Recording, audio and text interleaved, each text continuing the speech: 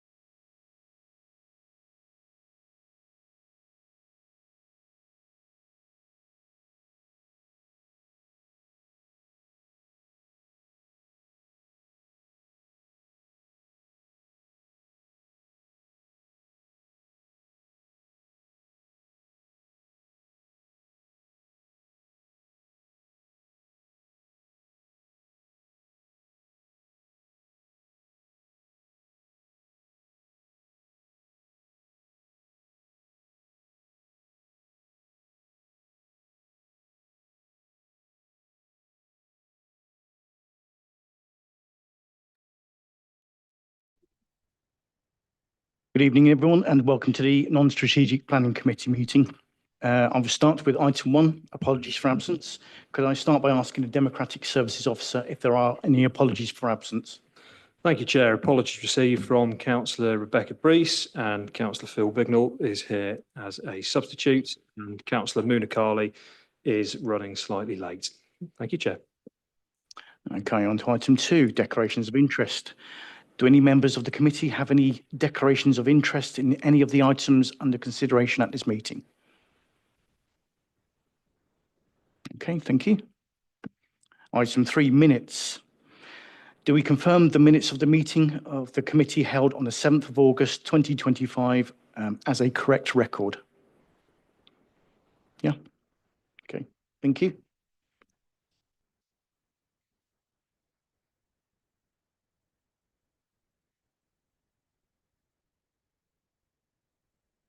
Okay, item 4, Chair's announcements. For logistical reasons, it has been decided to reorder the agenda and take the items in the following order: Middleton, Cheney, Pottersbury, Scaldwell, and then Catesby. Members of the public are permitted to film, broadcast, and report on the meeting, subject to the efficient running of the meeting not being affected. Only those people who have registered in line with the committee's speaking procedure may address the committee. Members of the public are requested not to call out during the committee's discussion on any item. Anybody who repeatedly disrupts the meeting may be asked to leave. All speakers will have 3 minutes in which to make their statement, except where the chair's discretion has been applied, and are asked to remain seated after they have addressed the committee to answer any questions the committee may have. The meeting is being webcast on the Council's corporate YouTube channel. Therefore, when speaking, please speak clearly and concisely into the microphone at all times. There are no planned fire drills, so if the alarm does sound, evacuation instructions will be given by Democratic Services. Please ensure that any devices are switched off or on a silent mode. For the benefit of the public watching remotely, I will now introduce the top table, starting at my furthest right. Good afternoon, Chair. My name's Sian Webb. I'm the Principal Lawyer of Planning and Highways. Thank you, Chair. Richard Woods, Democratic Services Officer for the Council. I'm Councillor John East, and I'm the Chair of the Non-Strategic Planning Committee. Nathan Lau, Team Leader in Development Management for the South Area. Alex Powell, Planning Officer, South Area. And Eamon McDowell, Team Leader for the North Area. Thank you. Item 5, proposed pre-committee site visits. There are a number of items requiring a site visit that are due to be heard on the 9th of October meeting of the committee. Such site visits will be held at 10 a.m. on Tuesday, the 7th of October, and the details will be circulated by Democratic Services in due course. Okay, so we now move on to item 6, which is 15 Glovers Lane, Middleton, Cheney. I will now hand over to the case officer, Alex Powell, to begin the presentation. Thank you, Chair.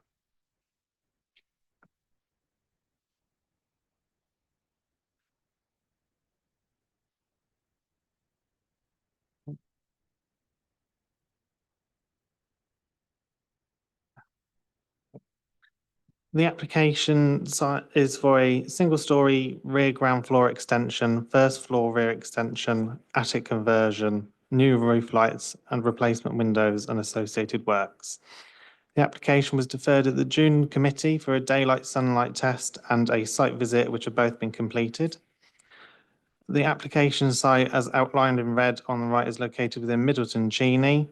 The site consists of an existing 2-storey mid-terrace stone cottage and its associated garden space located on Glover's Lane.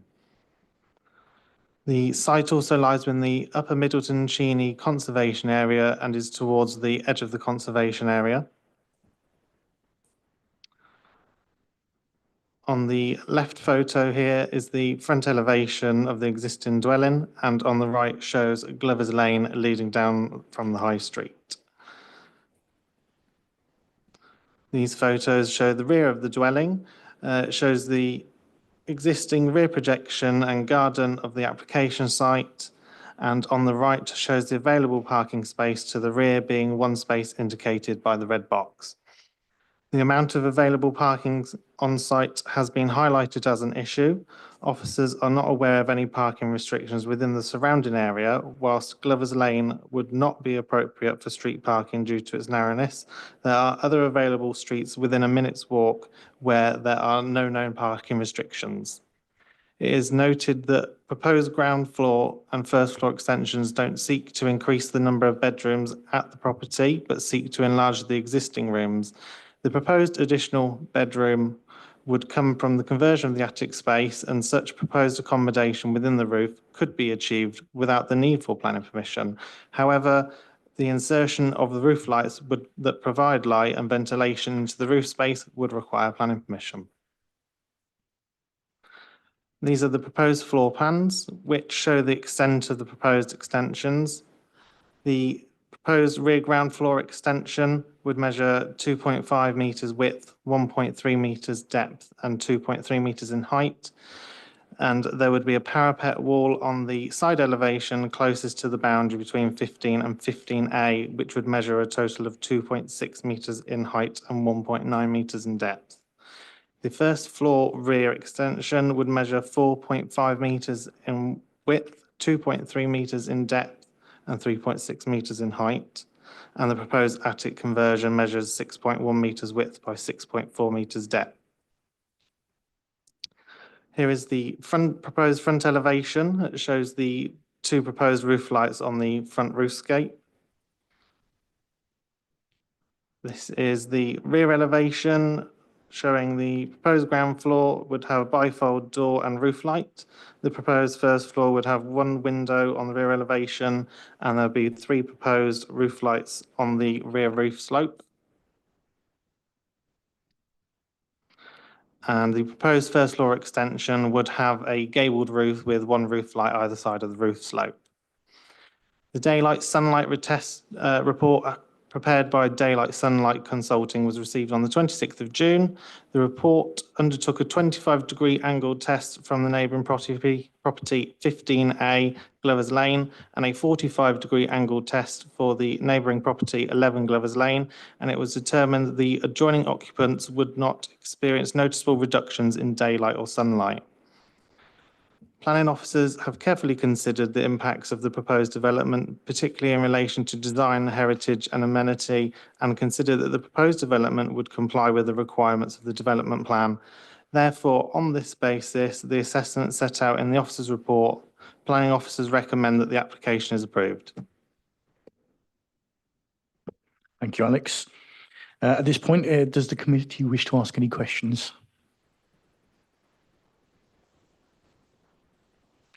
Councillor Bignell. Yeah, we're on. Just looking at the difference between the hoisted extension and the fence. I mean, it seems to poke a long way over the fence and kind of is overbearing on that parapet wall size. Why is that being allowed at that proximity? It seems very close and very overbearing to me. Because the fence is what, 2 point, whatever it is, 2 metres, and this is about 3.6 extends, isn't it? And you show the fence line well below the level of that extension at the side. The proposal for the first floor, ground floor extension is only 2.6 metres in height. The measurement of 3.6 metres comes from there being a difference in ground level between 15 and 15A. So therefore, the ground level of 15 would only be 2.6 metres in height. But it is over the top of the fence. Could you show the fence level below the level of the extension? So it does protrude over the fence. So then it's actually intrusive, isn't it?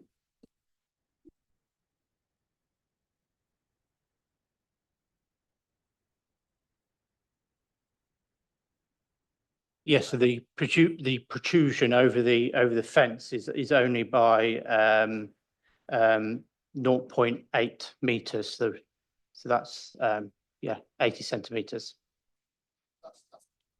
That's just a wall, and to have to look at that vista of that blank wall there seems unacceptable to me in terms of overbearing.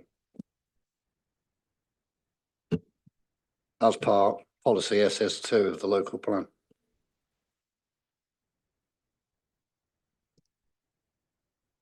Yeah, Or through you, which- Chairman, I'm not sure that's a question, it's a statement by the member. I mean, we've put the report, we put the report to you, we're recommending the application is acceptable on planning grounds. And really it's for members to make that judgment.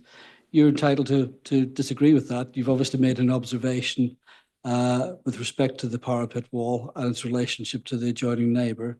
And that's what we're here for But you the que- members to come to a view on it. The question was, why is it overbearing?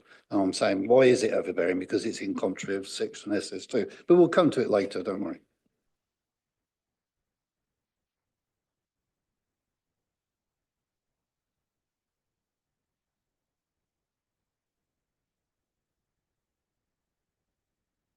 Any further questions from the committee? Okay, so at this, so is there any further questions from the committee? So at this point, we will now move to the public speaking in the following order. So Lindsay Moore, a local resident.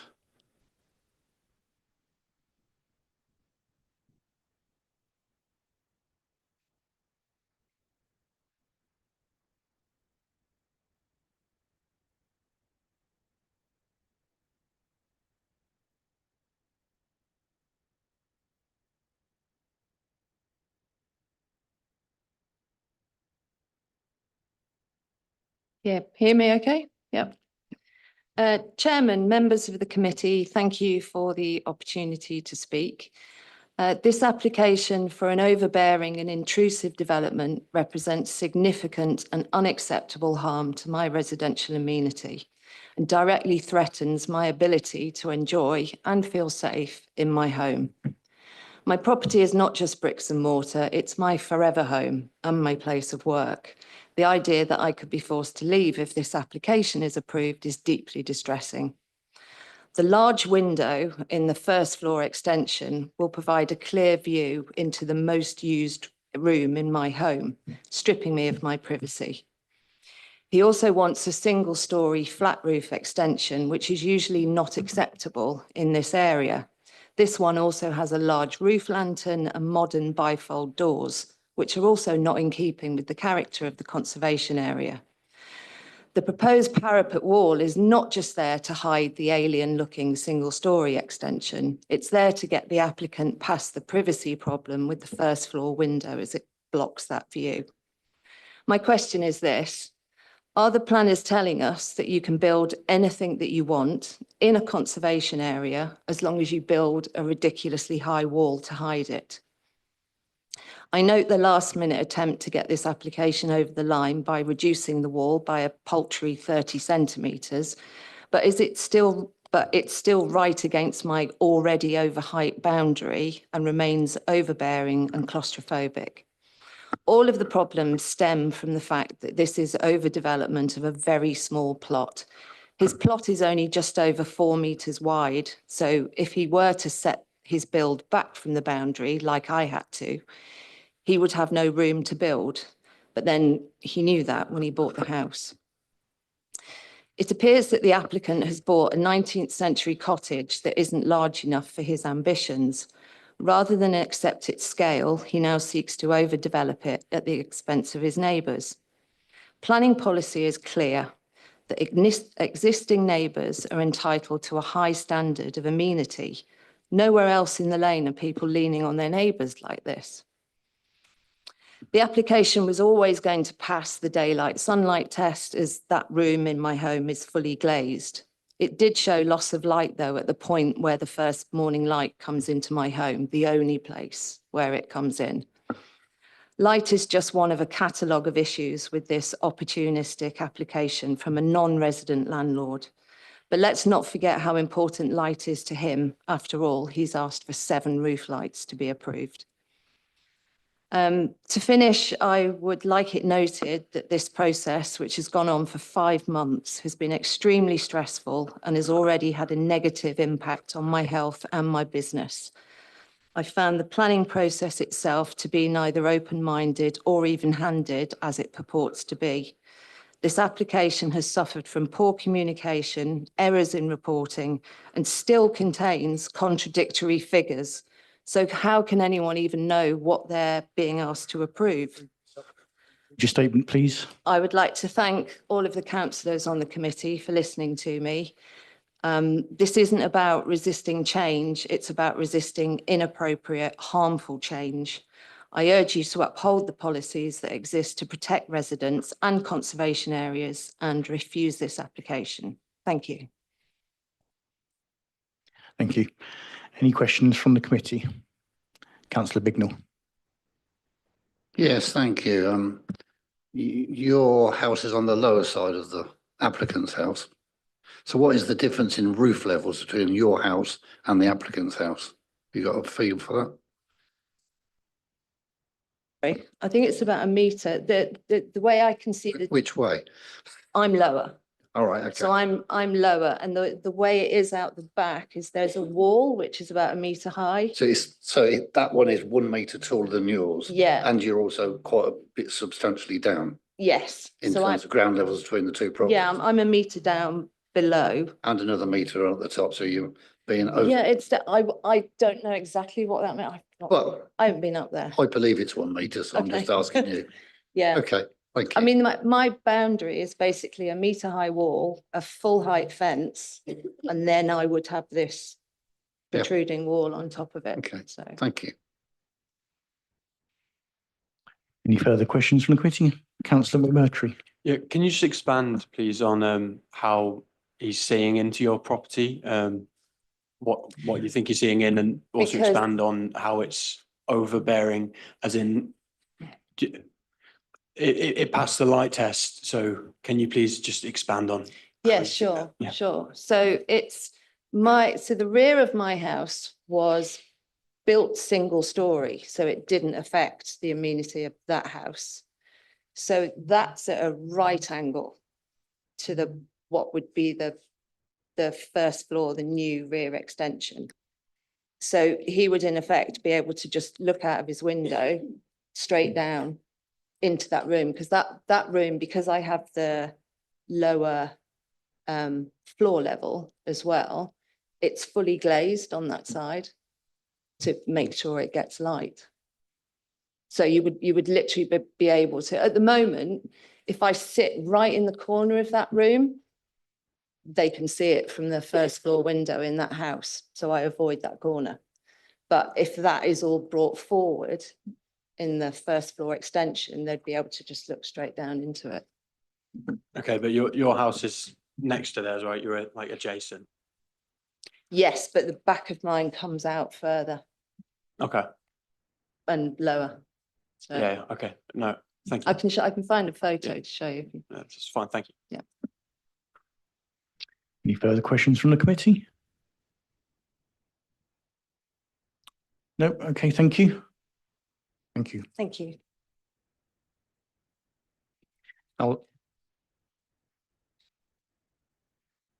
I will now ask Elizabeth Grint, a local resident.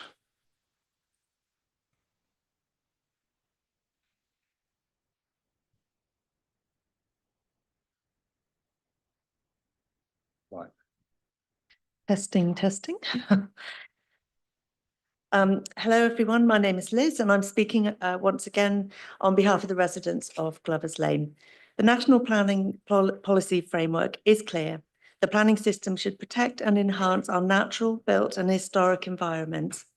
It should also support strong, vibrant and healthy communities, and Glover's Lane is exactly that kind of community. And that is why this proposal has generated so much opposition. Number 15, as you've heard, is one of the smallest, narrowest plots on the lane, and the proposal seeks to extend it in a way that relies heavily on neighbouring boundaries. That is not sensitive development, it is overdevelopment that would harm the surrounding community. At the June committee meeting, the applicant said he looked forward to joining our community, yet the first proposal we have seen is one so out of scale and out of keeping that nearly every resident has felt compelled to object. The parish council has objected, our ward councillors have objected. So when many voices are saying the same thing, surely that must carry some weight. We're not against development in principle, but context matters. At this very moment, Barwood Developments is seeking permission to build 165 houses at the end of Glover's Lane. With that level of development already pressing in on the edges of the village, there is no need to cram further inappropriate development into the very historic core of the village. This is not a modest extension for a family home. It is a large overbuild designed to squeeze maximum internal space into a plot that simply cannot support it. It is not the community's responsibility that the applicant purchased a house too small for his ambitions to live there, and as he stated in June, to run 2 businesses from it. We're also alarmed that highways were not consulted. Glover's Lane is extremely narrow, already congested and unsafe for construction traffic. Large delivery lorries and contractors' vehicles would endanger the many pedestrians, cyclists and residents who use it every day. Highway safety is a material planning consideration, and here the risks are unacceptable. And please note that the area behind the house is private land, so no construction vehicles, materials or indeed skips can use that space. Why should we all live in chaos? Because he is seeking to overdevelop one of the smallest plots in the lane at a real pinch point. The officer's report states that the council will seek to preserve or enhance the special character and appearance of its conservation area, yet wishes to allow an alien-looking parapet wall, an out-of-character flat roof extension, modern bifold doors, and as you've heard, 7 roof lights. It says, harm will need to be weighed against the public benefits of the proposals, and the only person benefiting is the non-resident applicant. So I speak on behalf of the vast majority of Glover's Lane residents when I say that we respectfully urge you to refuse this application. By doing so, you will protect the special character of the lane and uphold the amenity That should time up. and well-being of the people who live in and look after this conservation area. Thank you. Thank you. Are there any questions from the committee at this point? No, thank you very much, Speaker. I now call on Councillor Rosie Herring, who's a local ward member.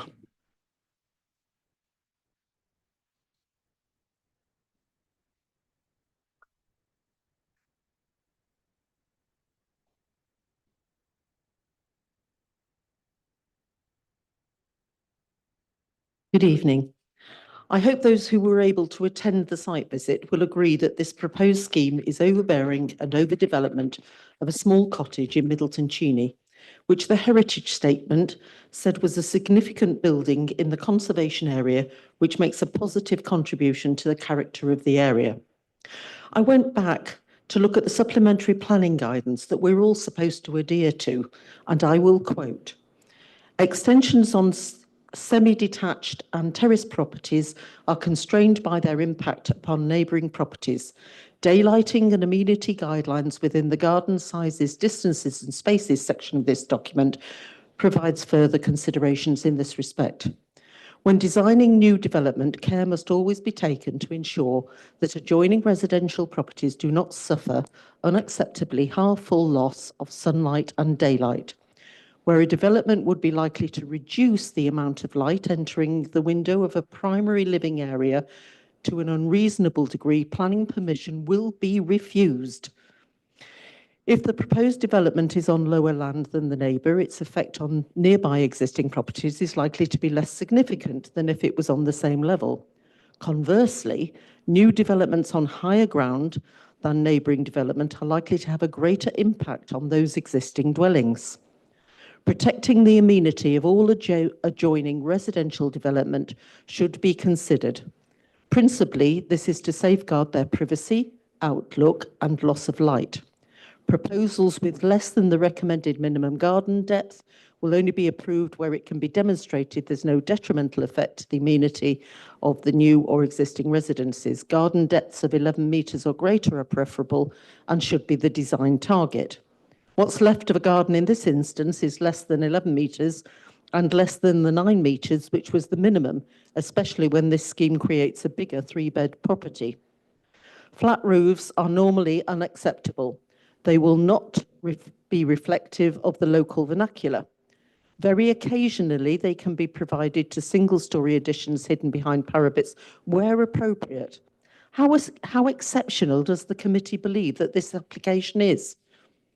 In all instances, ancillary accommodation should be clearly subservient to the main house in terms of scale and height, be sympathetic to the character of the main house and the wider area, not result in pressure for additional on-street parking where it would be inappropriate, protect neighbouring amenity in accordance with the design guidance provided within this document.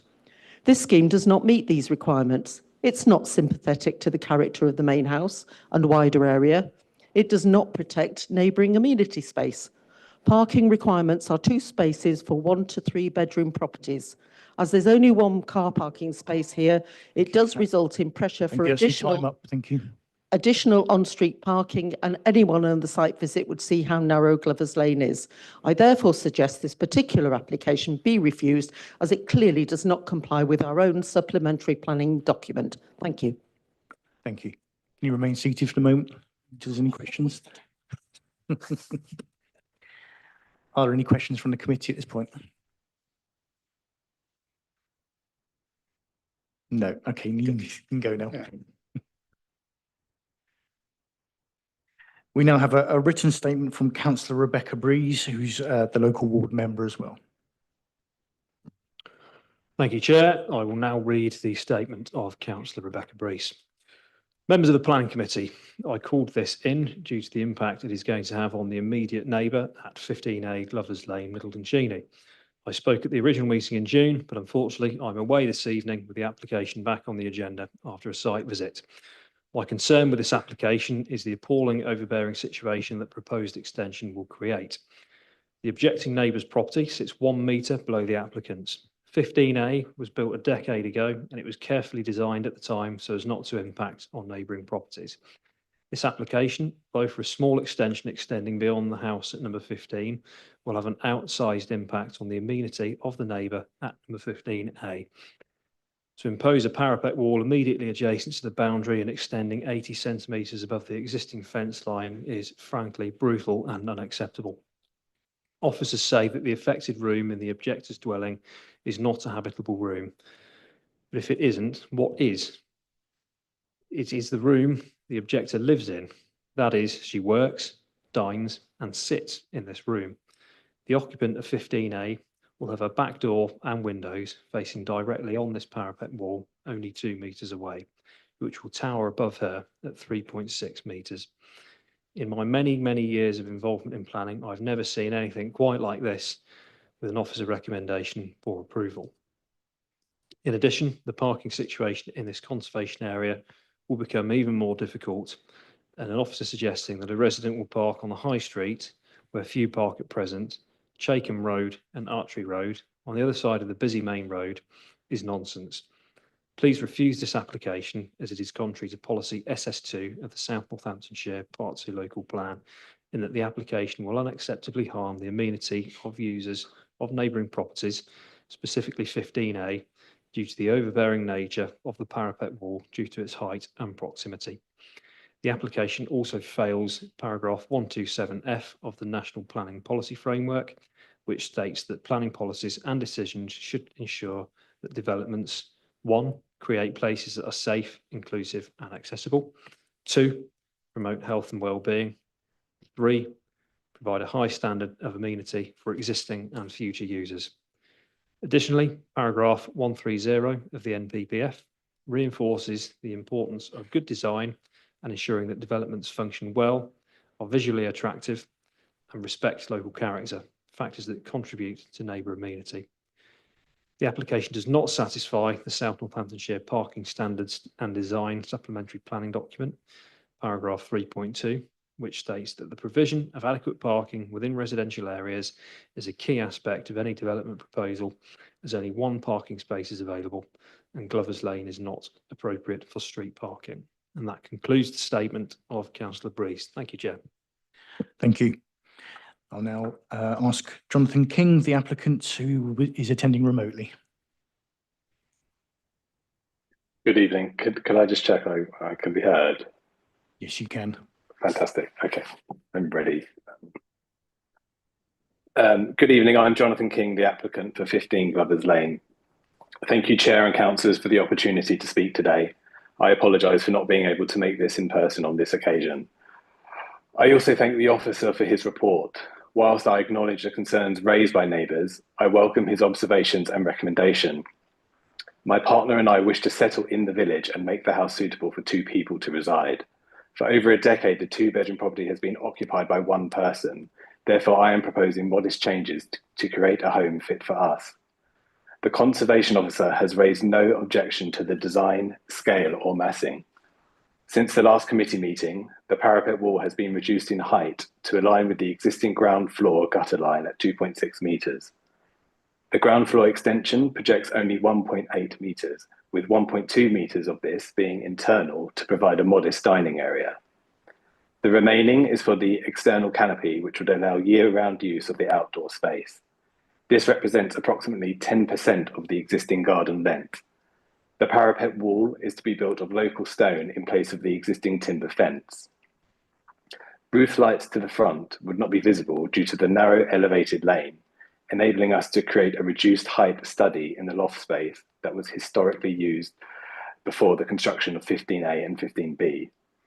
We are also improving the appearance of the property by removing the front soil stack, replacing single glazed critter windows with traditional timber joinery, and replacing rear UPVC windows with timber doors, all supported by the Conservation Officer. As the Planning Officer notes, the proposed extension is proportionate and subordinate to the existing dwelling, with matching materials that safeguard the character of the conservation area and meets objectives of policy SS2 of the local plan and associated local guidance. I would now like to address concerns raised by neighbours. I commissioned a daylight and sunlight assessment which confirms that 15A Glovers Lane will continue to receive high levels of daylight with just a 0.18% reduction, well within acceptable standards. The design complies with the Council's 45-degree rule, is not overbearing and creates no additional overlooking.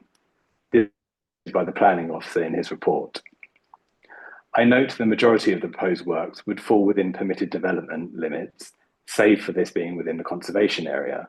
I have deliberately kept the extension more modest than the permitted 3 metres to avoid an overbearing impact and to be proportionate to the plot of land.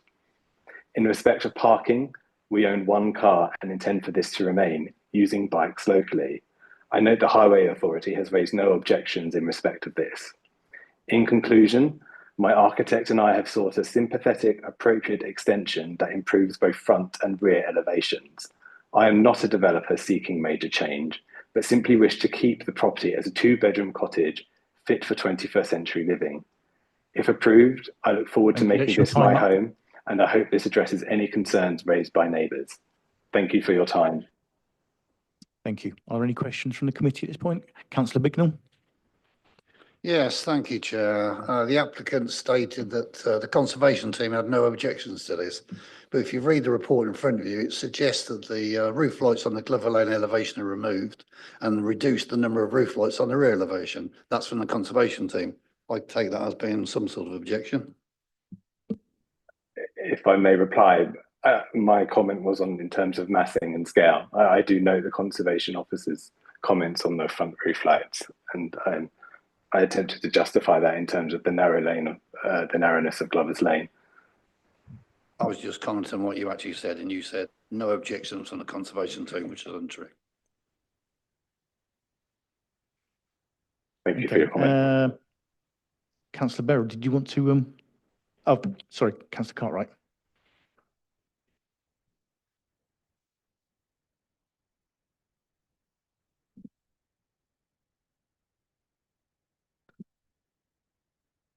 Thank you.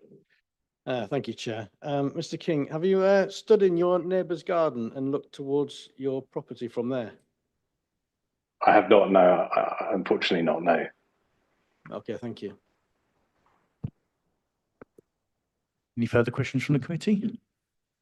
Councillor Frost.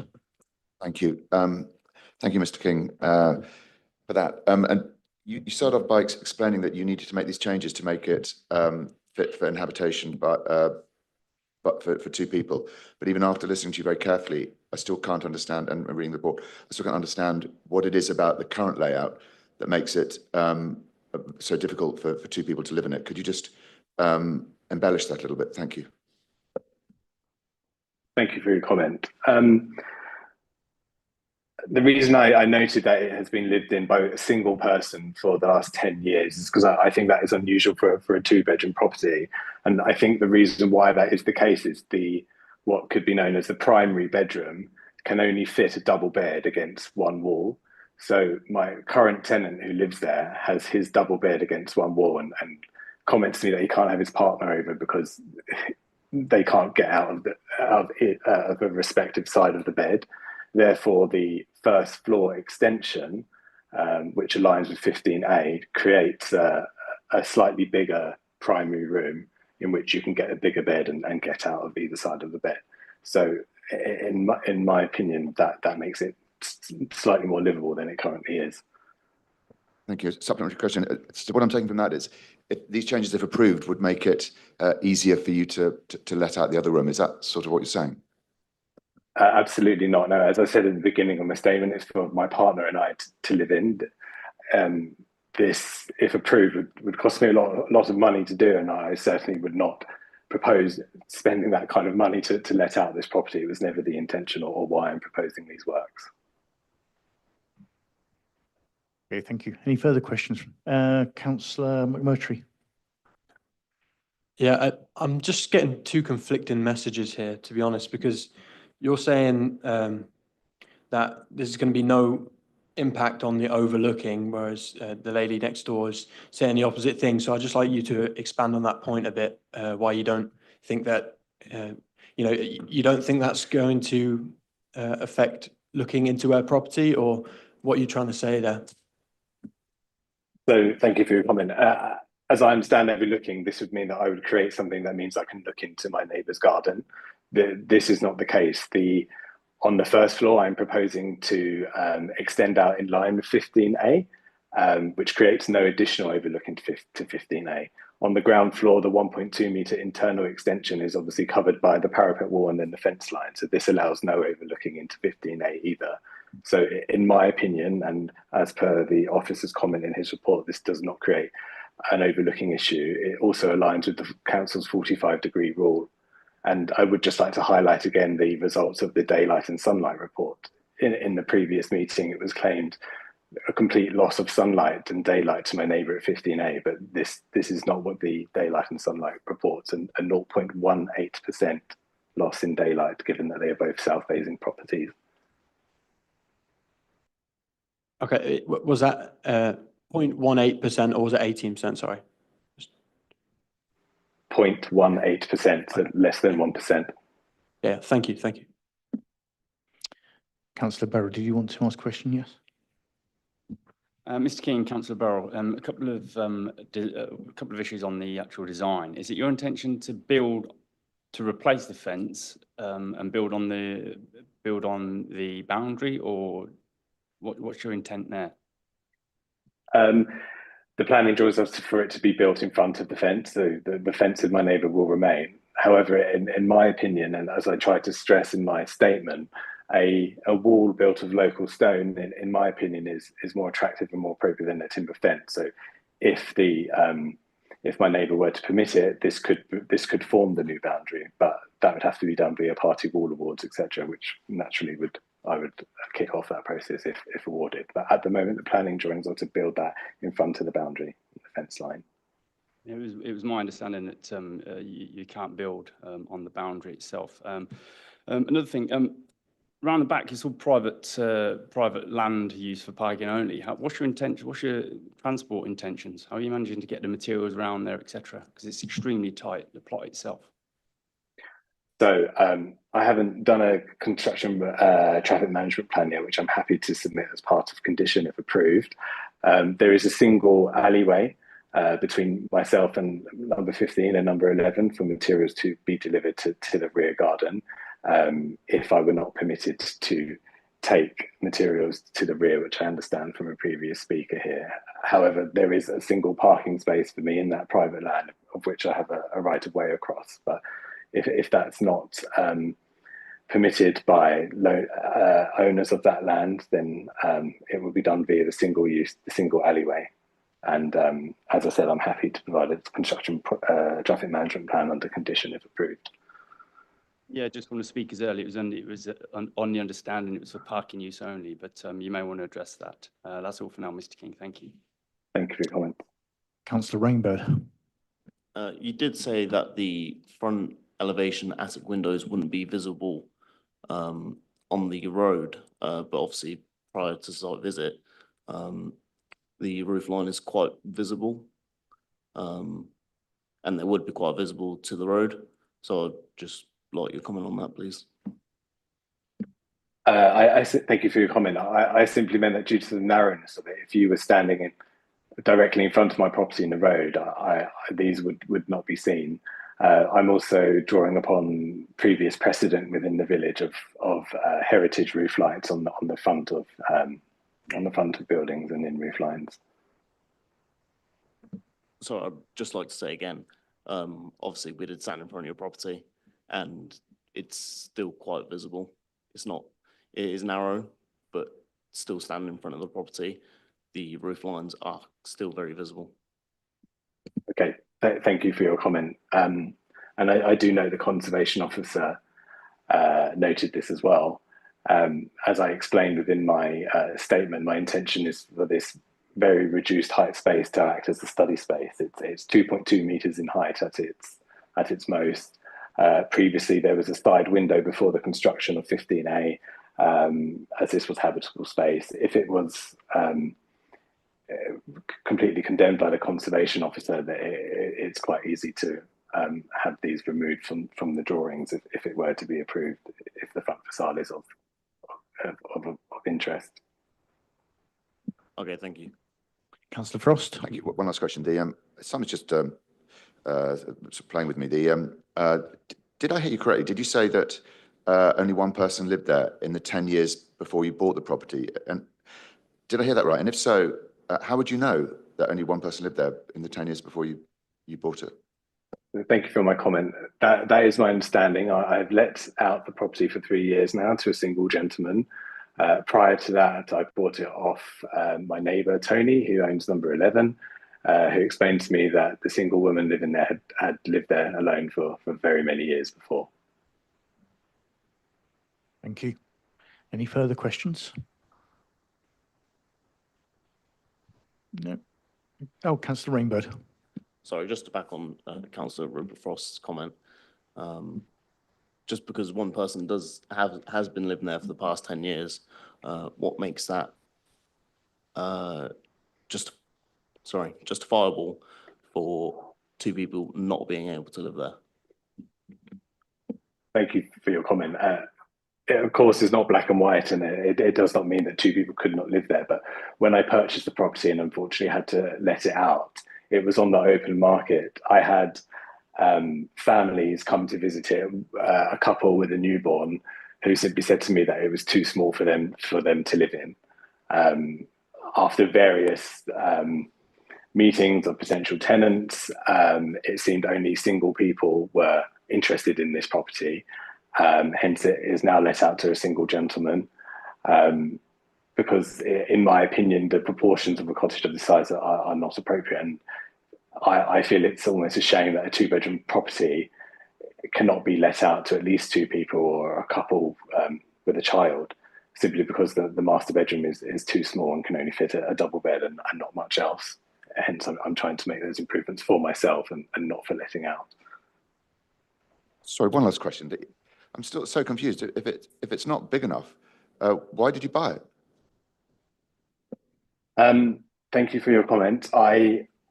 I bought this property because, as my neighbour explained in her statement in the last meeting, I fell in love with Glover's Lane. At the time and Middleton Cheney, at the time I was doing a lot of local work in the area. I was looking for a 2-bedroom property. And as soon as I stepped into this one, I loved the character and the appeal of it. And I thought it had a lot of potential. 2 bedrooms is all that we need. But this minor extension that we're planning to the first floor just makes that primary bedroom that bit bigger in order to make it livable for a couple. And given the precedent set at 15A and 15B of extending the first floor out, I thought there might be an opportunity to do that, as I think it's sympathetic with the rest of the rear facade.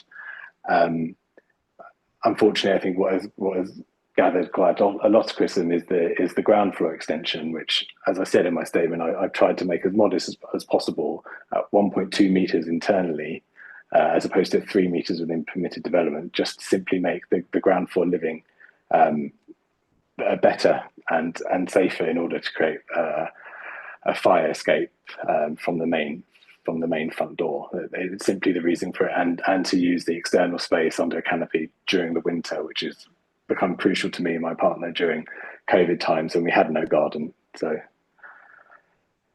that's why I bought the property, and that's why I'm proposing these changes to you, in all honesty. Okay. Any further questions from the committee? No. Okay. Thank you, Mr. King. Thank you very much. So at this point now, I ask the officers if there are any points on which they wish to come back on. Nope. Okay. Thank you. We now move to the committee to debate this application. Councillor Bignell. Yes, thank you, Chair. So through the officer, the supplementary planning document, or SPD, was mentioned quite extensively during one of the presentations there, talking about 11-metre gardens, flat roofs, overlooking various bits and pieces. What is the officer's comments on this SPD? Because it seems to be in contrary to what the SPD is saying, if that is true. Well, the officer within their report has assessed the application. We don't consider that it does conflict with the SPD. Obviously, the parapet wall is within the SPD, or stated within the SPD, is there particularly for flat roof extensions to make them more appropriate. And our conservation officer hasn't objected to the single-storey rear extension. Yes, but the conservation officer has not actually commented on the flat roof. I mean, the flat roof is unusual as per the SPD, certainly within the conservation area. And it seems strange to me if they really accepted it as opposed to going against which they would. They haven't mentioned it. Well, the conservation officer would have considered all aspects of the proposed development and not just focus on one element of the proposal. About the 11 metres in the back garden. In terms of what do you mean by the 11 metres in the back garden? According to the quote on the SPD, and I haven't read it that intimately, it suggests that the depth of the garden isn't within the design criteria of the SPD after the extension. I mean, the SPD is, simply, whilst it's a material consideration, it is a guide in terms of extensions and how they are designed. Yeah, we'll come back to that anyway. I'll let somebody else talk. Councillor Cartwright. Yeah, thank you, Chair. I think there are a few problems with this, but I mean, mainly if looking at the extension from the garden of the property, it looks like it could be okay. But if you stand in the neighbour's garden and you come out your door, that would be an overbearing and oppressive wall that's going to be right in front of you, because that property is lower down. If it was level, probably a different story, but it isn't. And I am, pretty near 6 foot, and I'm looking up thinking that will be overbearing and oppressive, because you step out of the doorway, that's right in front of you. And I can't see past that on a lot of it. So I would be leaning on a negative report on this. Thank you. Councillor Beryl. Sorry, just my main concern here is the overdevelopment of the actual land itself. After the site visit, it is an extremely tight plot. So could you just describe how you don't see this as an overdevelopment?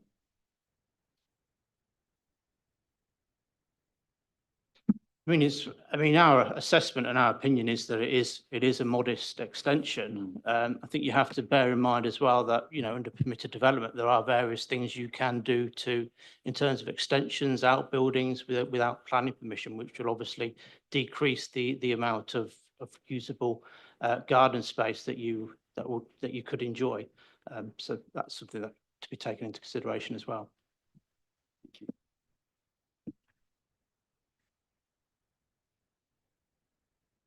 Councillor Smith. Thank you. I've listened to the comments that everybody's made and the arguments that have been made, and do take into account the concerns regarding the relative difference in height, but I also take into account the fact that it goes a relatively small way into the garden. The concern that I would have, whilst being sympathetic to the concerns of the neighbours, is that the main objections that have been made and concerns that have been raised don't seem to have been picked up by any consultees. I would say if we were to make a recommendation of refusal, there are not very many material considerations contained within the report which could support it. It's possible that residential amenity and impact on residential amenity could be used and references made to the local supplementary planning document, but I'm not sure how robust they would be. So I'm not entirely sure at the moment I'd be confident recommending a refusal on those basis if it were to go to appeal. Okay, thank you. Councillor Bignell. Yes, with comments to my learned friend, Councillor Smith over there. I can see where you're coming from, but bear in mind the SPD, they've considered the SPD, but it's the amount of weight they apply to it. It's not that it's non-factual in terms of what it is. It is very factual in what it says. It's up to the officer to give it weight. And I believe, and that's just my personal opinion, that the officer's given it too much weight in terms of, if he'd applied the SPD as I would have done, we would have come down the other way. It's a matter of balance at the end of the day, the SPD. It's not a factual thing. The facts are there. It's how much balance do you give to it. Councillor Frost. Thank you. Can I just pick up on Nathan, on your point about, I think you said that when reaching a conclusion, we have to be cognizant of the owners and applicants' rights permitted development. But it's my understanding in a conservation area that those rights are considerably restricted. Yeah, exactly. I mean, what did you mean by that we need to factor that in? Because it's a conservation area, so how and why? So there are permitted development rights that you can still use whether the property is within the conservation area or not. So with regards to outbuildings to the rear of properties and residential and, you know, single story rear extensions, you can still achieve those within a conservation area, subject to obviously meeting the conditions and restrictions set out within the permitted development rights. Thank you. With respect, this is a little bit more than a conservatory, isn't it? I mean, I hear what you're saying, but it's not a conservatory. Okay, thank you. Councillor Smith. Sorry, can I just add a query, because we've got what's in front of us to approve. There are comments made about the one bit that the conservation officer has very clearly picked up on is regarding the skylights. Just checking for information, if the panel were to approve the application as it is before us, including the skylights, that would be an approval, and the conservation officer's comments wouldn't lead to any alteration in the skylights later on. It would be approved as it is. So is there any scope, if the committee were minded to approve the application, to add in a condition that the conservation officer's recommendations with regard to the skylights be taken into account as part of the application? Do you want to address that?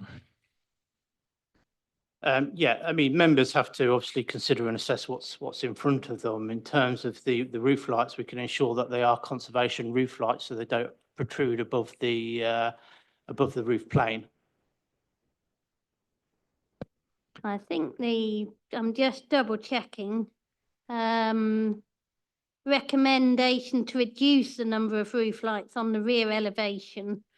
Yeah, so they've recommended reducing the number.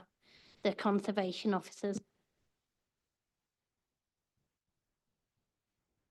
Yeah, I mean, it's set out in the report. Obviously, we note the concerns and comments from our heritage team. Obviously, we have assessed that and we've come to a different view that given the various roof lights that are within the locality and the street scene, we don't think that what's being proposed would be harmful to the conservation area. Councillor Bignell. Yeah, so we as a committee could reject this purely on the fact that you're insisting on having the roof lights there and the conservation people are saying no. So we could, that is one thing we could say, well, conservation team has advised us to remove the front lights and reduce the rear ones. That's not what's in front of us. So that's a part of the reason for refusal, I'm guessing, yes. That's one for you, Chairman. That's for you members to decide. I mean, the fact that something's visible in the conservation area doesn't make it unacceptable. The judgment as to whether or not it harms the conservation area, generally speaking, in my experience, it's what you experience from the public realm in the conservation area rather than the private. So if those rear roof lights are not visible in the public realm, then their impact on the conservation area, I would suggest, is negligible. Whereas those roof lights that are on the front elevation, if they are visible, then a judgment may be made. As you've heard from the officers, the proposal would be to condition that so that they're conservation roof lights, which means that they sort of sit closer to the plane of the roof. Yeah, I take your point, and unfortunately, because I wasn't on the committee for the original one, I have not been to the site visit, but councillor over there has actually been there and he seems to think he can see him from the road, so I'll take his view that somebody said they could. Sorry, I apologise, but one of the councillors said that he'd had issues from the road, so I take his viewpoint.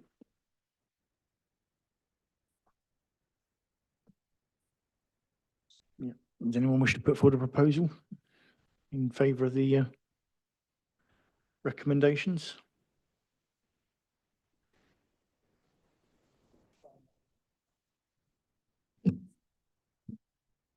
Okay, let's find out where we are. Let's propose to accept the proposal as presented by the officers. Okay, so anyone seconding that?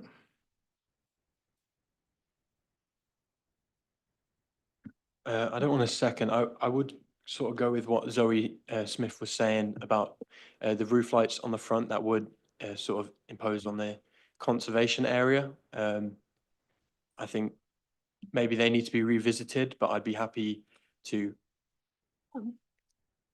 do it like that. Yeah. No, I interrupt. I'm just returning the conversation that the application before us as drafted is what we have to determine. We can't tweak it and vary it. And so I just want to remind members that it is the application and the plans and the recommendation and description that is before us this evening that we are to determine. Thank you.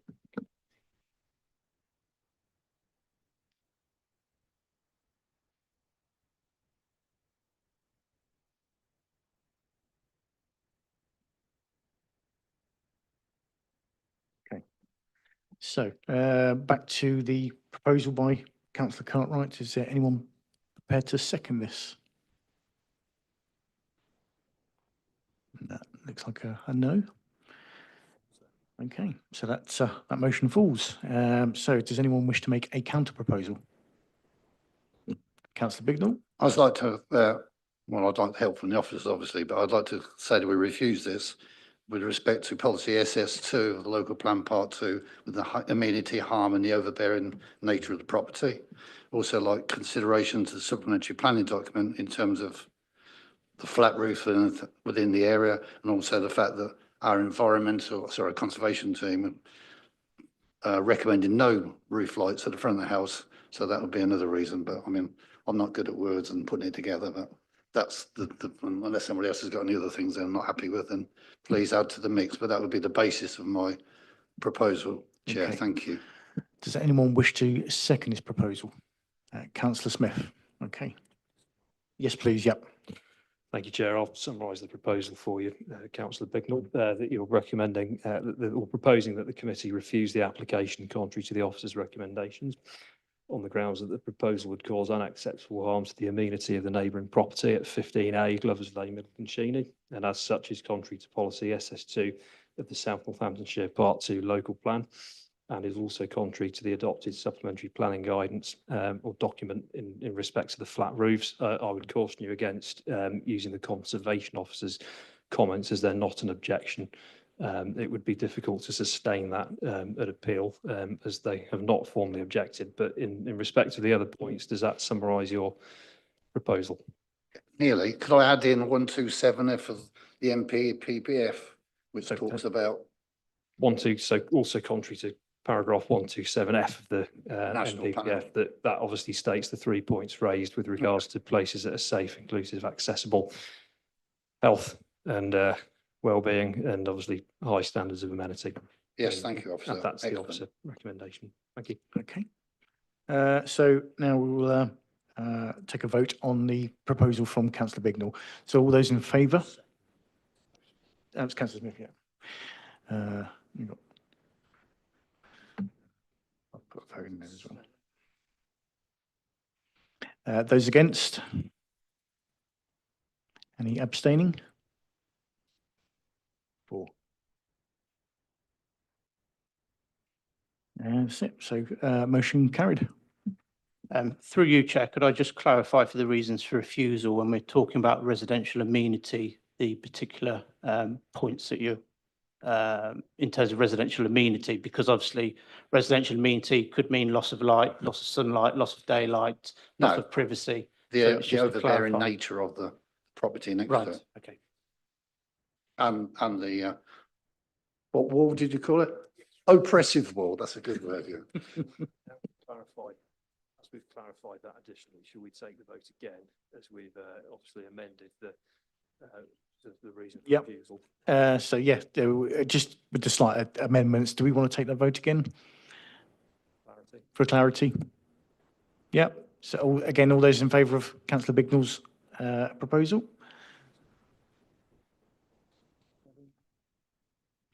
Those against? And anyone abstaining?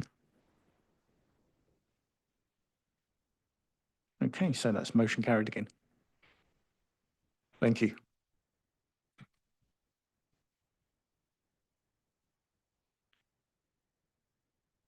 We now move on to item 8, which is the land east of Drovers Way in Pottersbury. I'll now hand over to the case officer, Shamal London, to begin the presentation.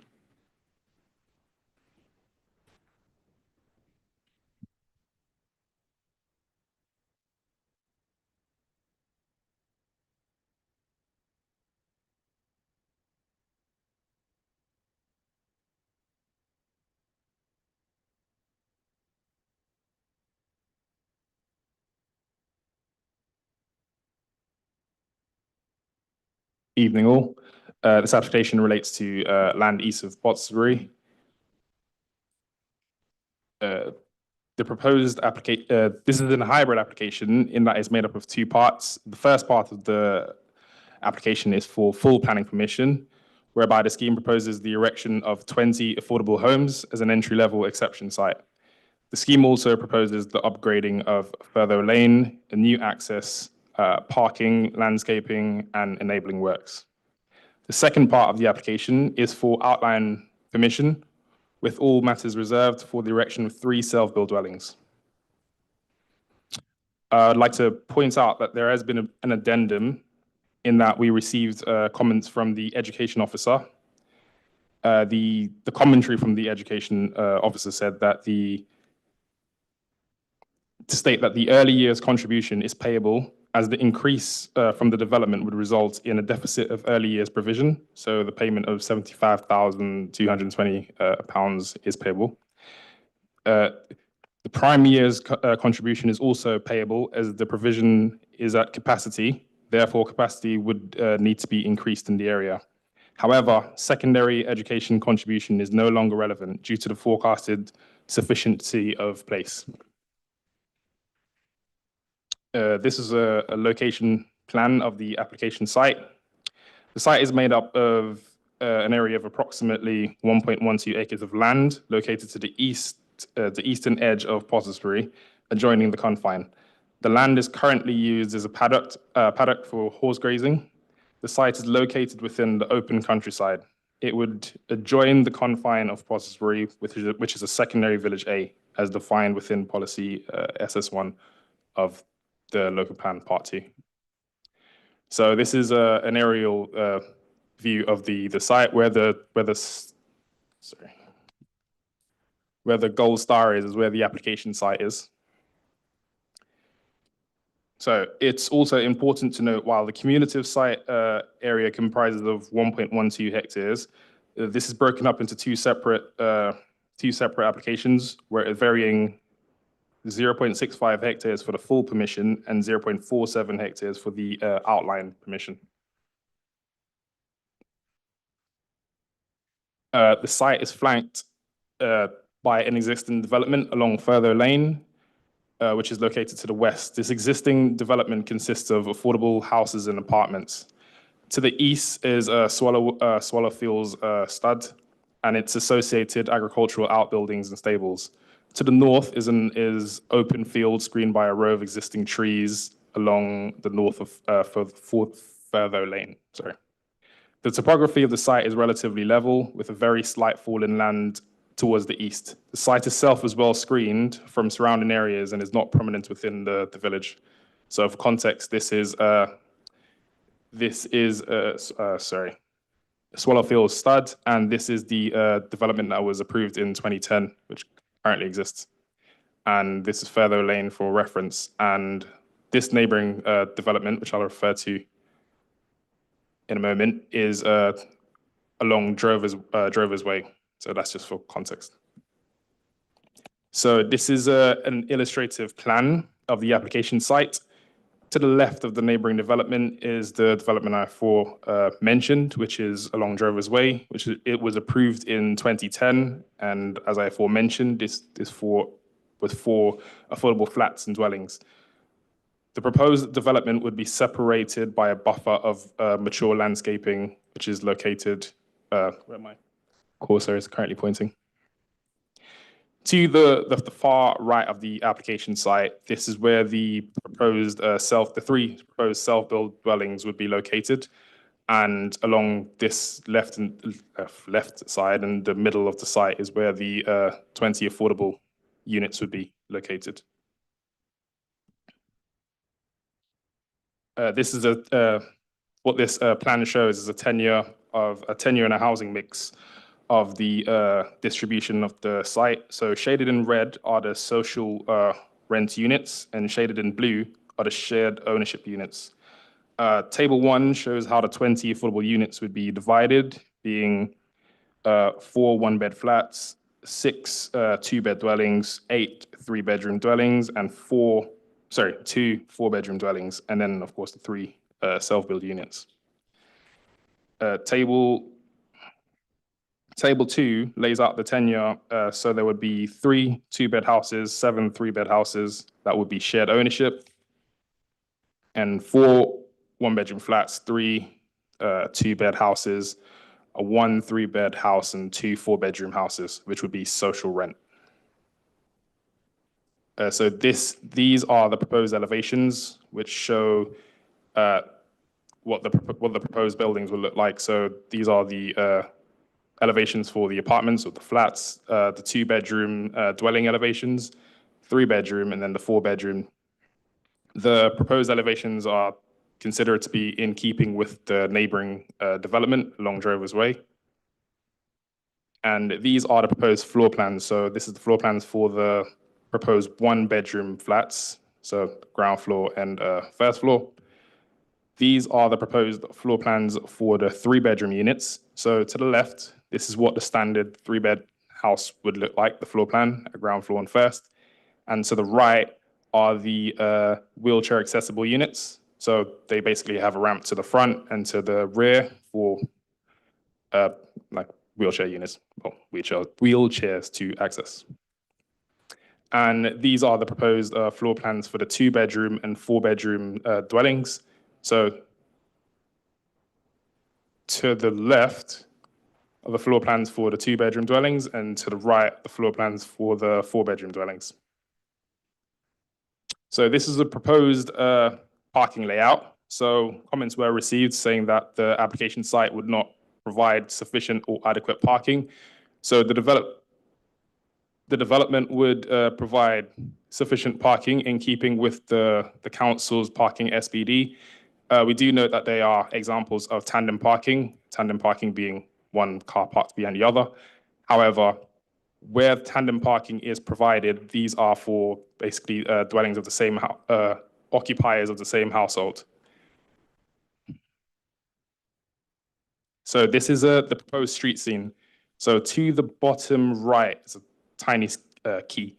So on the first street scene A is basically, so street scene A is when viewing the site from the other side of Fairview Lane, located, so basically backing the open space, which I'll point you to in a second. Street scene, so that would be, this would be A.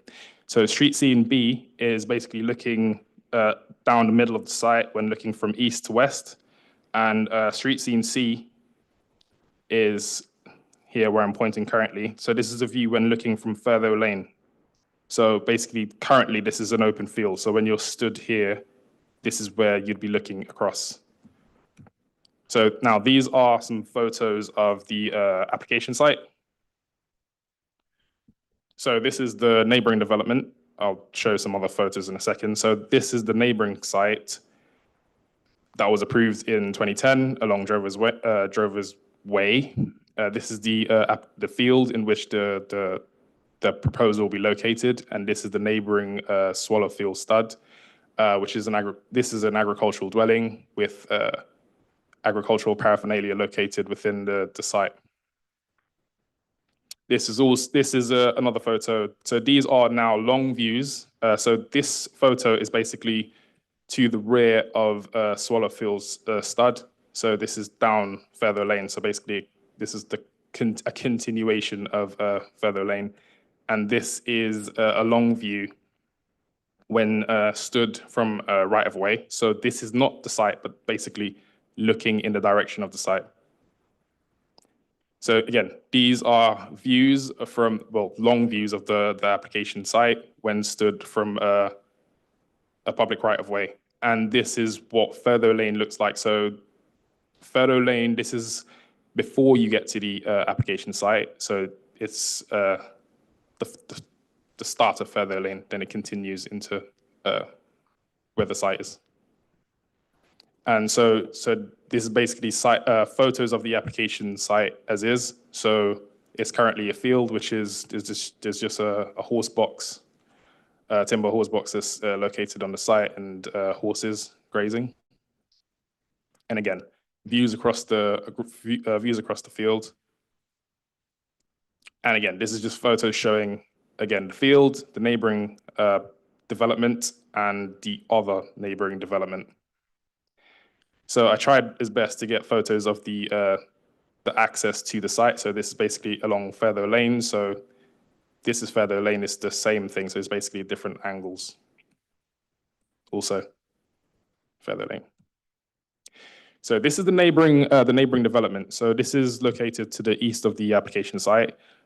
So this is when stood in the middle of that neighboring site, so Drovers Way. So as you can basically see just like a quick glance of where the proposed development will be located, and this is the neighboring development.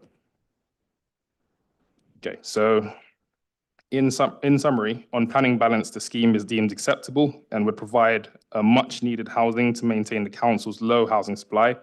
Moreover, it would provide affordable housing, which is genuinely needed within West Northants Council.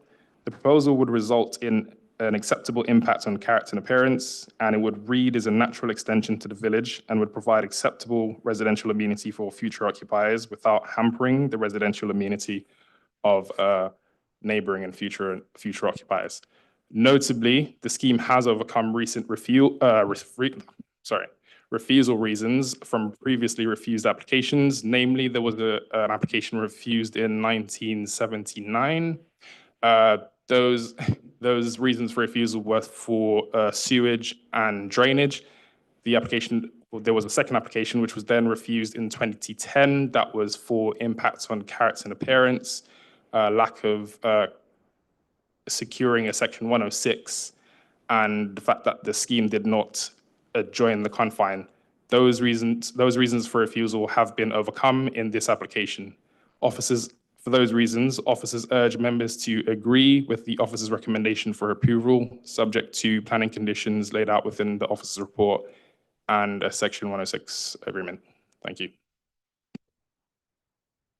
Thank you. So at this point, do the committee wish to ask any questions of the officers? Councillor Smith. Thank you. I just wanted to pick up in a little bit more detail on the bridleway aspect and the concerns raised by the British Horse Society. I recognise it says later in the report, quite a short section of the report that says there's going to be some signage to warn people are coming into a bridleway area. However, the comments made by the Horse Society was about the fact that horse riders only have access to 22% of public rights of way, and the importance of that to maintain what is there. So I'm just wondering if there's any more sort of detail about what kind of makes you confident that the impact on horse riders and bridleway rights have been met by signage. So yes, the British Horse Society did basically they objected to the application. However, the local highways authority, they recommended street signage, warning signs for basically for the presence of horse riders. They also mentioned, given the fact that Further Lane is quite a straight road and it would have open views, well, quite good views, that would basically overcome the or mitigate the harm that would be had to horse riders. So the Highways Authority do think that the road is capable of use by horse riders, pedestrian users, cyclists, foot pedestrian users, and also motor vehicles. And I should also point out that the bridleway is still accessible by the public, so horse riders can still use it. Councillor Bignell. Yeah, a couple of quick questions. Conservation area, I kind of missed it on your, where is it, please? So the site is not located within the conservation area. However, None of it? None of it? No, none of it is. Okay. No. And second question, the road, Furlough Lane, have you? Yes. Is that an adopted road? So yes, Furlough Lane is an adopted road, yeah.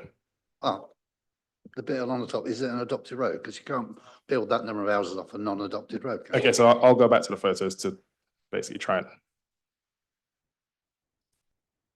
Right, so Hang on, it's not this there. this part is, and yeah, so this part I'm pointing to is, yeah. Still goes green. You're not showing me. Oh, sorry. It's all right. Sorry.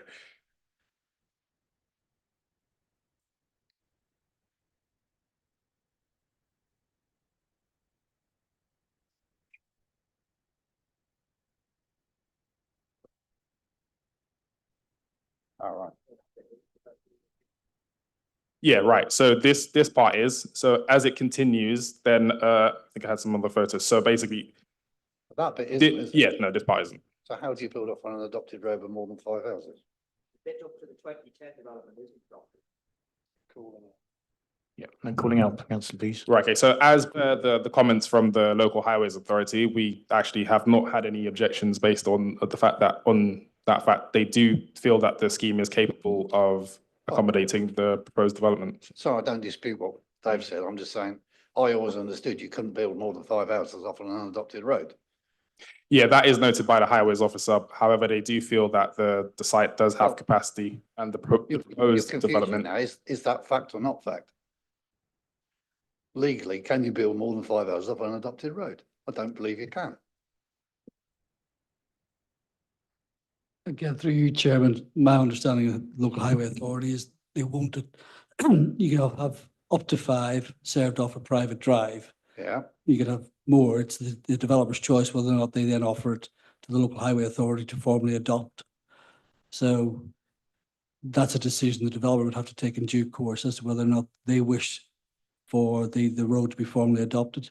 If the Highway Authority have not raised any objections, presumably they're accepting of the fact that the engineering layouts, etc., meet their standards, and there's no impact on the local highway network in terms of A, traffic numbers, or B, highway safety by virtue of the layout of the estate.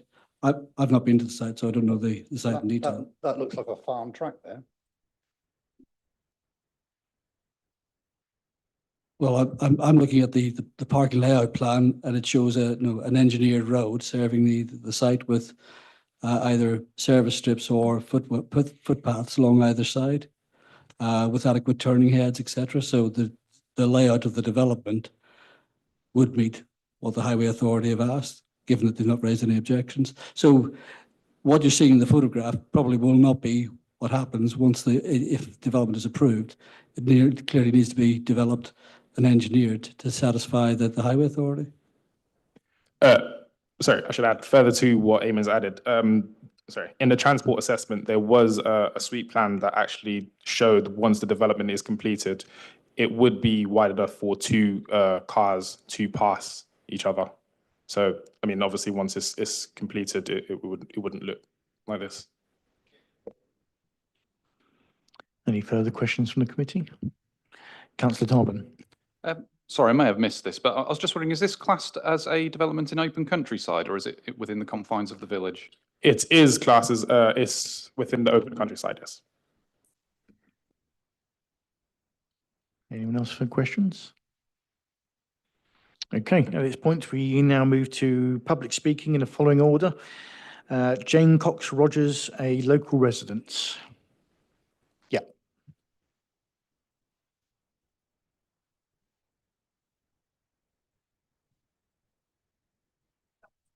Yeah. If you push the button on the front of the microphone.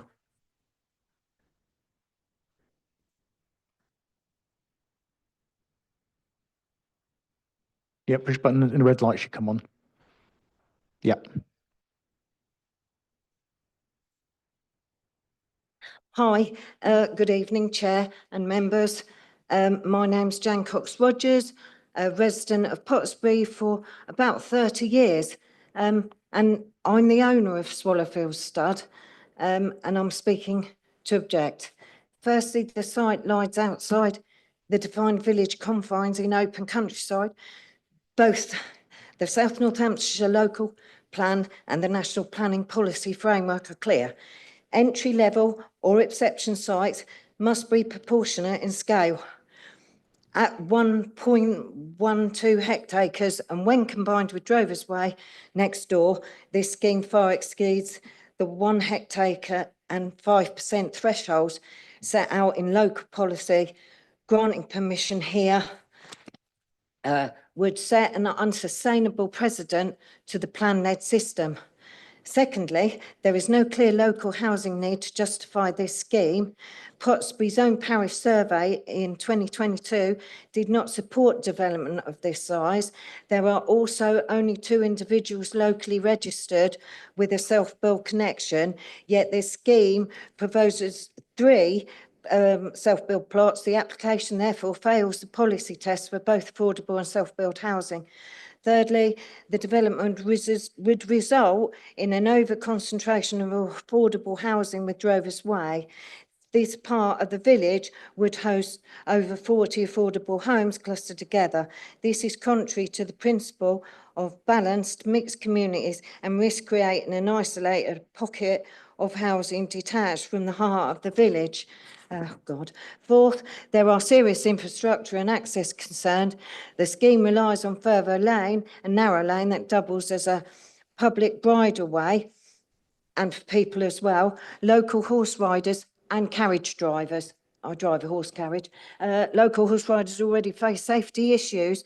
Introducing significantly more traffic will worsen those risks, and it conflicts with the British Horse Society's guidance. In addition, the local sewage system is already at capacity, and documented overflow incidents during heavy rainfall, adding more homes without guaranteed upgrades will compound that problem. Finally, the parking areas lack natural surveillance for living spaces, reducing eyes on streets and increasing potential for car crime and antisocial behaviour, which can get bad.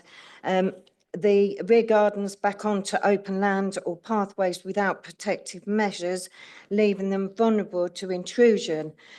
Ground floor flats have bedroom windows directly onto public areas with no buffer, offering no defensible space. These design flaws comprise safety and security. In summary, this proposal is outside policy. Shall I shut up?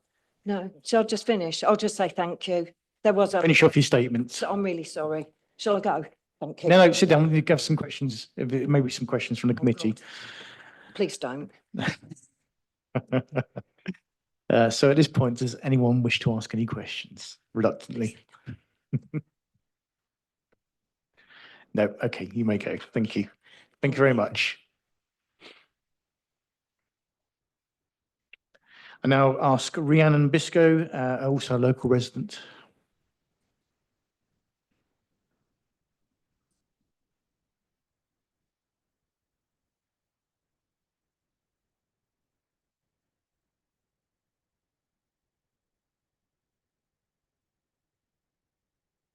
Good evening, Chair. Good evening, committee. I am also here as a local resident to object this planning application. As previously aforementioned, the site, I believe they are trying to be a bit sneaky in how they are putting it across to you, as it is sort of two pockets of land. It is not two pockets of land. I believe that it is one pocket of land which would make it over the 1 hectare size, which we know is against policy. We have lots and lots and lots of issues within the village. We already have Drovers Way there. That is already a plot of affordable housing. By putting another plot of affordable housing and social housing right next to it, we're risking segregating those members of the community, potentially putting a strain on any kind of social integration that they could have with the rest of the village. I believe that I think it's really pertinent to mention as well that from Swallowfield Stud, I actually manage an alternate provision for some of the most vulnerable members of West Northants Council. We're commissioned by several of the local schools. I know we've heard what the Education Commissioners had to say today about lack of school places, but no consideration has been taken to the fact that we serve up to 30 members of the most vulnerable young people in our community, and no consideration has been taken to how that's going to affect the safety of those students. They come to us Monday to Saturday, and by even just at the start, the building works, more people in the community, that's more risk assessments. It's definitely going to be a change to their routine, a change to their day. That is going to cause behavioural problems for them. Potentially, it's going to cause them distress. I think, I know our friend has said that, presumably Highways Agency would adopt the private road, because I do believe it's unadopted at the moment and we haven't got that as fact. I think for a planning application of this size, we shouldn't be working on presumptions. I think we need to know whether that's going to be adopted or not, because at the moment, as somebody has already previously said, it is a farm track. I know that because I drive it every single day, and it is a farm track. It's a very bumpy farm track. I'm also a horse rider myself. I can personally say about the safety aspects that we're seeing, even on our main roads, let alone on a road like that. Drovers Way I live in, and we're already struggling to get 2 cars past each other, let alone with a horse on the road as well. So I think the safety aspects of that haven't been considered properly. I know in some of the environmental statements in the planning application, it states that there is absolutely no mention of bats anywhere. Well, I can absolutely tell you that there are bats living at Swallowfield Stud. And I believe that that is a real concern for putting any kind of planning up anywhere near that. I think, sorry. Okay, to conclude your statement. No, that's everything. That's it, okay. At this point, does anyone wish to ask any questions? No, okay, thank you very much.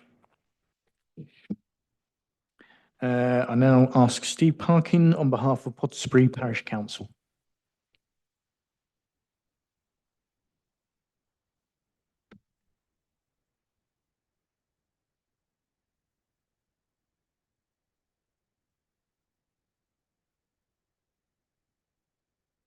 Good evening, thank you. Chairman and members, on behalf of Pottersbury Parish Council, I ask you to refuse this application. This application was submitted almost 2 years ago and ran into difficulties with some of the consultees, and crucially, it's notably highways. It's now presented for approval without these problems being properly addressed. In March 2024, Councillor McCord wrote his objection letter, which had very pertinent comments relating to WNC planning policy and the area that this application covers. We fully support his arguments, and his concerns have not been rebutted, and very little has changed in this application over those 2 years. Nearly 2 years. Pottersbury Parish Council also submitted detailed written objections in 2024, but tonight I just want to concentrate on 2 elements of our objections. A, the development in the open countryside, and B, highways issues. In 2008, we fully supported Pottersbury Parish Council, the original adjacent Drovers Way development because it provided much needed affordable housing for local people. We see no similar local demand now, and we do not support this affordable housing aspects in this application. We see no benefit in tacking on a second exception site alongside the existing, because Drovers was an exception site, Drovers 1, to create a linear development along Furtho Lane of social housing on the fringe of our village. The most affordable housing on our village has been situated close to its core, and this has produced a mix of housing types and occupancy. The self-build part of this hybrid application is for 3 sizable properties tacked on to a proposal for 20 social housing properties. There is no identifiable demand for self-build housing in our village. There was no interest in the planning in principle permissions that were granted by WNC in 2022 for self-build housing at an exception site nearby, very close nearby, by the way, at Poundfield Road. This has recently morphed into an outline planning permission for market housing, and we fear that this application will go the same route, producing market housing development in the open countryside. Moving on to the highways aspect, which are crucial, the connection with the existing Drovers Way development is not satisfactory because it's via a narrow, unadopted road that acts as a bridleway. A quick glance at the current version of Google Street View will illustrate the difficulties of road access. In the view, 2 vehicles are clearly causing obstruction on the narrow private road, and there are no plans to improve the width. Northants Highways clearly identify that the proposal road is not wide enough and is not of adoptable standard. It will therefore remain a narrow private road incorporating a bridleway. Do you really think that connecting 43 houses in this way? Thank you. Your time's up. Is acceptable? Thank you. Okay, at this point, does anyone from the committee wish to ask any questions? Please. No. Okay, thank you, Mr. Parkin. No. Okay.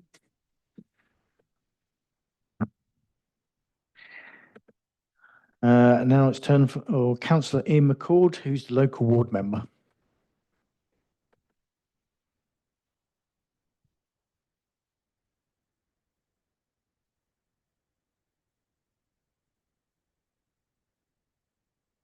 Thank you, Chairman.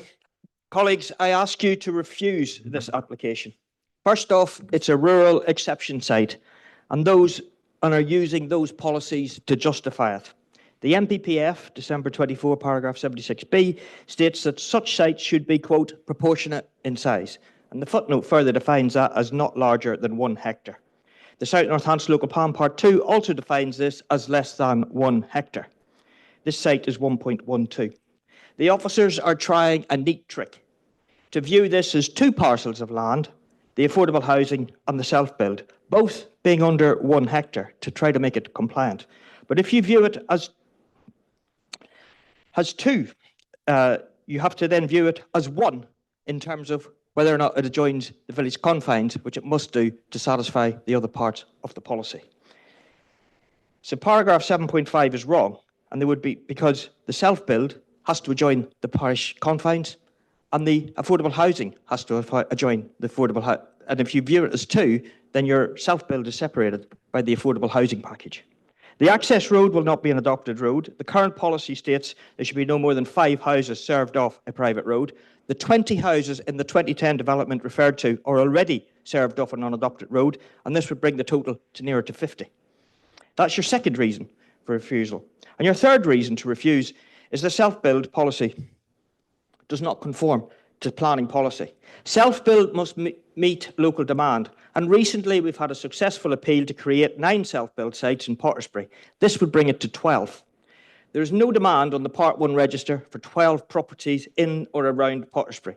6 plots have had permission in principle in March 22. No technical details have been brought forward. 6 outline planning applications were approved in December 24. No reserved matters have been brought forward. These plots have been marketed for at least 2 years, and not a single sod has been cut. I contend that the practical issues demonstrate clearly there is no demand for self-build plots in Pottersbury. LH5 and Annex 2 of the MPPF state that these need to be for local demand, and our policy states that the applicant should be involved in all stages of the planning process. There are no self-build applicants here tonight. And LH5 states it must adjoin the confine line. They can only be taken as such if it's one site, which is more than 1 hectare. Either way, this fails the test. This is nothing more than a speculative plot to use self-build exemption as a mickey take from the policy. Thank you, Chairman. Thank you. Any questions from the committee at this point? Councillor Bignell? Yes, thank you, Chair. I'm confused about village boundaries at this point. So we've got Drovers 1, which exists. Does that adjoin the village boundary as such? It did, yeah. And the confine line might have been redrawn from 2010. So where is the village confine now? Does it? It probably is around the existing Drovers 1. Drovers 1, yeah. So this can join it? Yes. As Drovers 2, if you want to call it Drovers 2. But how does the self-build join? Well, it'll only, so this is the thing. If you look on the application, they put this little dotted line through in order to try to say that it's 2 plots. The self-build plot and the affordable housing plot to be both under the hectare. But then the self-build plot would be separated by the affordable housing plot, so that would be not adjoining the confine line. So you have to, what you're being asked to do, which is bonkers, is to view this as one application for the purposes of adjoining the confine line and 2 sites for the purposes of the size of the plot. Because if you consider it as 1, which is in front of us, that's greater than 1 hectare, yes? Yes. So the join bit. And if you look on what you put up on the screen on the presentation, slides 2 and 5 show it with 1 solid red line, which is the 1.12 hectare. And surely we're considering an application within that red line, aren't we, here? The solid red line, yes. So that's 1.12 hectares. Yes. So that then contravenes anything adjacent to the thing. It contravenes both MPPF and our local policy. Yeah, I thought so. Thank you for explaining that. Thank you. Councillor Frost? Chair, I was just going to say, I know this isn't quite protocol, but these are such important points that are being raised. It would, for my part, it would help me understand, coming from a chain of thread and things. Would we allow the officers to just respond to these really important points, rather than have Councillor McCord go back and then? Would you like to do? Yeah, certainly. What are you afraid of, Rupert? Yeah, no, certainly. Do you wish to come back on these points at the moment? Yeah, sure. So in regard to the scheme being 1.12 hectares, yes, this application is a hybrid application, so it is split in 2. So the full planning permission for the 20 affordable units, that is 0.65 hectares. Then you have the outline permission, which is 0.47 hectares. So in isolation, they are less than 1.1 hectare, which is laid out in the MPPF. So the scheme is compliant in that regard. Now, to the second point that Councillor McCord has raised in regard to the 3 self-build units not adjoining the confine.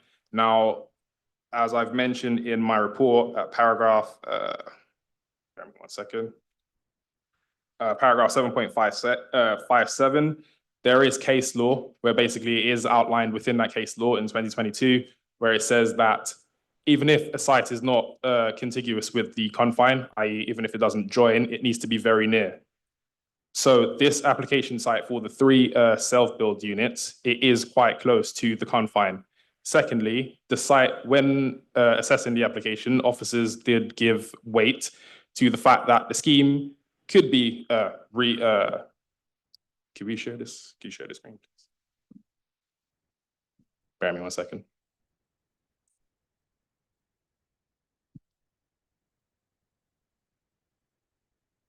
Just trying to share a screen. Then it doesn't comply with the adjoining confine.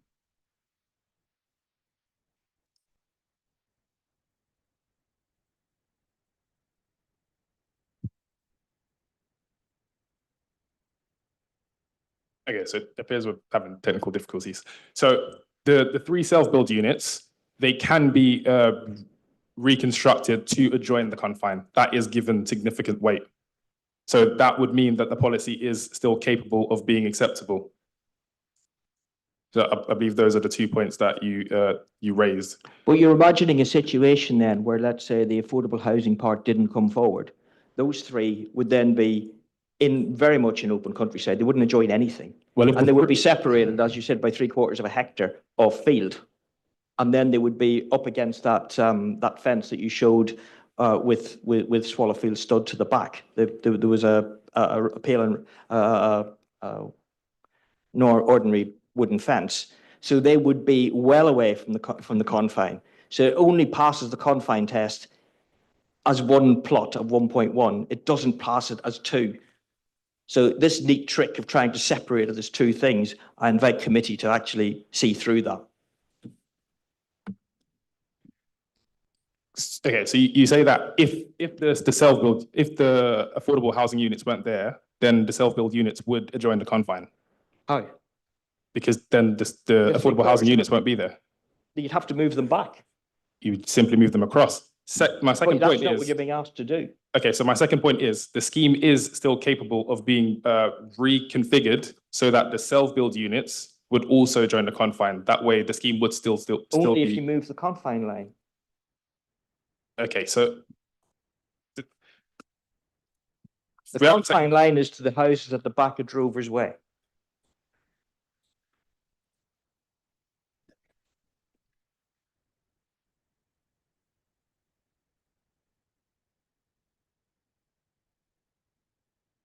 I think it's important to note, obviously, as it says in the officer's report, that obviously for it to adjoin the settlement, it can be read as being very near. So obviously that's our assessment in terms of how we view the self-built development. to be 3/4 very of a near. hectare field gap, is that very near?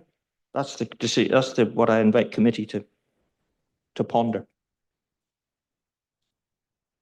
If you looked at them in isolation, you would have the self-build, then a field, and then the Drover's Way development. So it only passes the confine test if you look at it as one site of 1.1 hectares, which then fails the size test. the case law that I refer to in paragraph 7.57 is silent in regard to how far is too far. It just says very near. It does say that a site, if not contiguous with the confine, can be acceptable if it's very near to the site. It's silent in regard to how far is too far. Exactly. And that's the decision that committee members might need to decide. But you've already said it's about 3/4 of a hectare field. Big enough for 20 houses. Would be the gap if you looked at them separately. Can we move back to questions now, please? Because we seem to be sidetracking here. So, Councillor Beryl. Thank you, Chair. Councillor McCord, so 2 applications in one red outline. We have to judge it here today based upon 1 application. Indeed. So, okay, thank you. And there's one solid red line that you've seen on your presentation. Then the dotted line comes in by way of prestidigitation. Thank you, Mr. McCord. Any further questions from anyone? Thank you. No, thank you. I now ask Tim Northey on behalf of Abbey Mill Homes.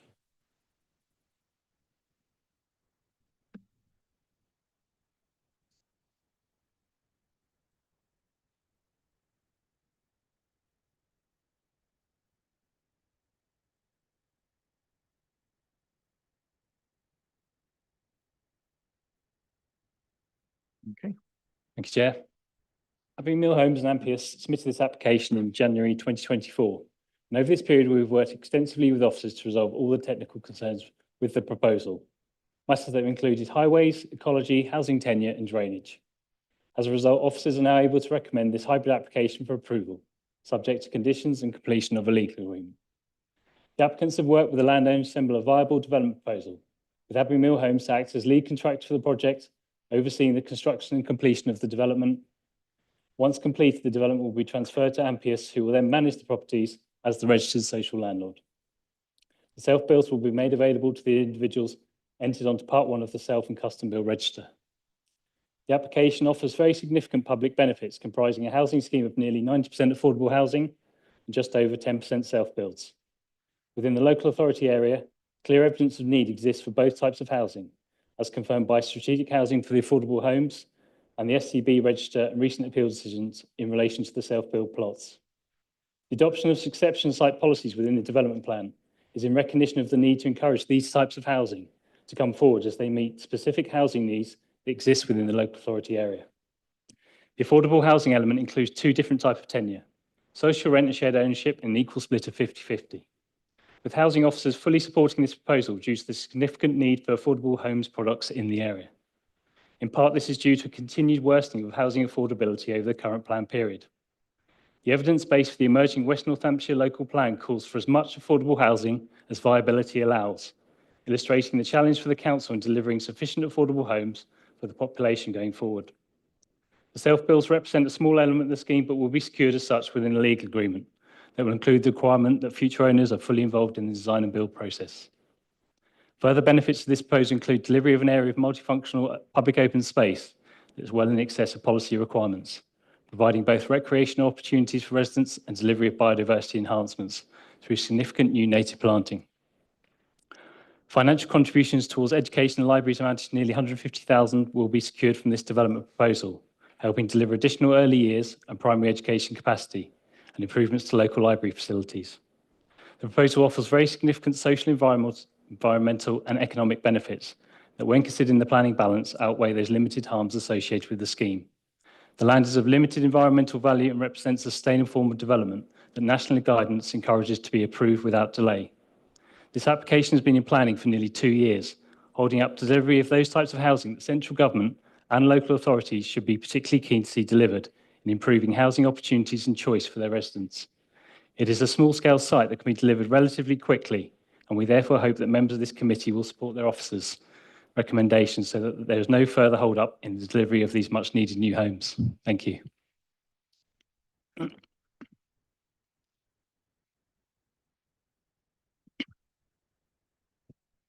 Thank you. Any questions, Councillor Cartwright? Thank you, Chair. Mr. Northey, I just have a couple of questions. The road in front of Drovers Way, is that a road or a track? Because it looks like on this boundary line that you want to take the whole of that track all the way up to where the lane is actually a road. Correct. Where obviously it will be extended along the frontage of our site to serve obviously the self-builds and also the affordable homes. Okay. So it will be upgraded to adoptable standards in terms of 4.8 metre width, which continues the existing length of road that exists on the Drovers Way development to the west. Okay. Second question then, why have you put the self-build plots in there and not just put an application in for the affordable housing? So the self-builds form, I suppose, in terms of making a viable scheme, they contribute towards the overall viability of the proposal.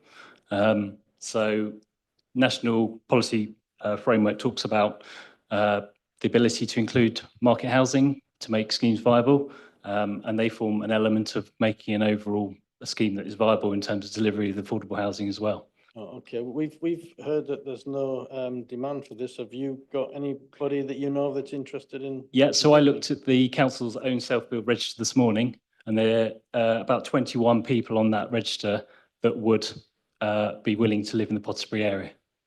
So that was on your website. I checked it this morning. 21 individuals on that list were willing to take on a self-build on the Part 1 of the register.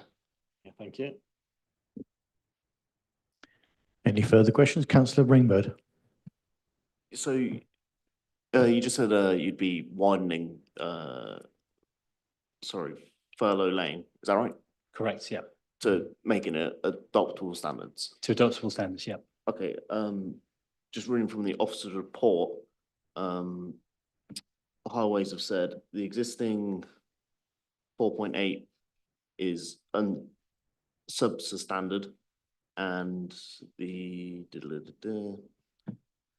they are uncertain of this in regards of widening it along Furlough Lane due to the existing trees and what appears to be a ditch.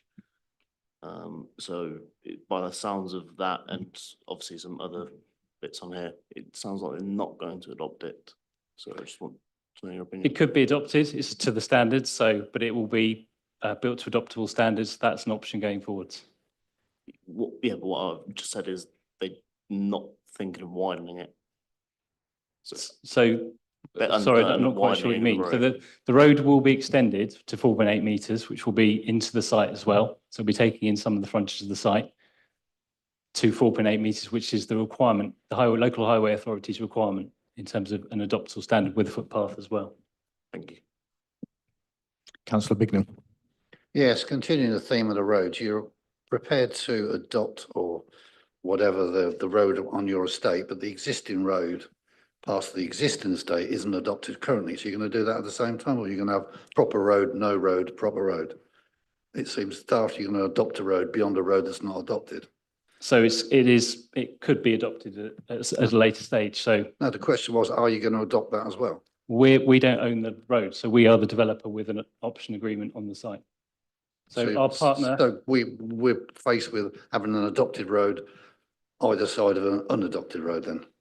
It would have to be adopted in its entirety, wouldn't it? You couldn't have. Well, you could do, because it's not adopted. You're saying you're not prepared to adopt the bit that's there, which serves the existing houses. That's unadopted currently. That's unadopted. That is in Ampius's control, yeah. So if you're not prepared to adopt that, you're going to end up with a mismatch down the road, aren't you? No, because you'd have to adopt the whole road. You couldn't just adopt part of it. You just said you weren't going to adopt that bit. No, I just said that it's capable, it's been built to adoptable standards and it'd be capable of being adopted at a later stage. And I said, will you adopt it? And you says, it's not in my power to do that. It's a decision that could be made later on, yeah. So it could be adopted at a later stage. But ultimately, the scheme that's come forwards has been looked at by the local highway authority. They're happy with it, no objection. They've assessed it on that basis. Councillor Cartwright. Thank you, Chair. Sorry, Mr. Norley, just for clarification, you're going to widen the road all the way from your plot, all the way past the Drovers Walk that's there now, all the way up to where the current road is adopted? Correct.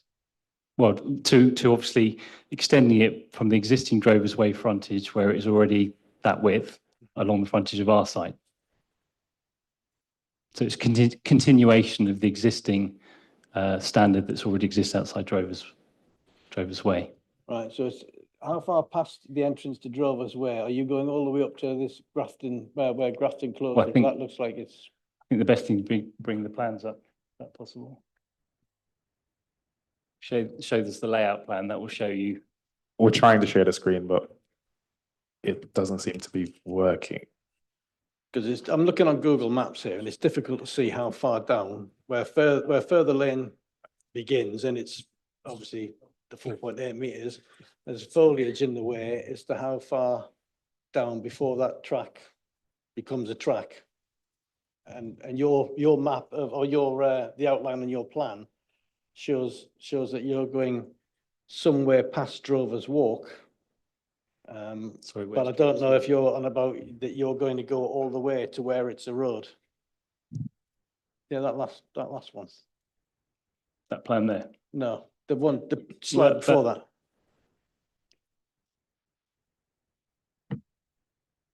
Just come off it again. Go. The one before. Yeah, right. So where you've gone in there on the map, what's that called? Let me have a look. It's where Further Lane begins and then comes down towards your site. Somewhere along there, it turns into a track. Are you planning on making it wide road all the way from where it is a road to your side? or So the is there gonna road be a like, gap? is adopted up until, I believe, just before where the Drovers Way development was, then it's private road beyond that point. So, but it was built, that private road was built to adoptable standards. And we are Okay. going to continue that along the frontage of our site. Okay, so there won't be any track in the middle of, No. of a road? Okay, thank you. Councillor Rainbird. So what I'm reading and what we've been talking about, so you're asking, and obviously you can't build more than 5 houses on a unadopted road. So you're asking us to grant permission for these 20 houses and these 3 self-built homes. Well, I don't believe there is a rule about 5, because obviously the development to the west was approved for 25 units, 30. So previously, anyway, the Drovers Way development was well in excess of that. Okay. So that's previously been centred by the council. Yeah, I'm going off what, And the local highway authority are happy with the arrangement. So they're obviously the technical consultee in terms of that side of things, so. all right. And also, did you, the existing, how wide is the existing at the minute? 4.8. Okay, and that. Well, sorry, you mean the road to the Drovers? Furlough Lane. Further lane, okay. So that up until the edge of our site's 4.8. Okay. Then at the moment it narrows to obviously an unmade road. Okay, and then you plan on extending that? Extending to that. 4.8? Yeah.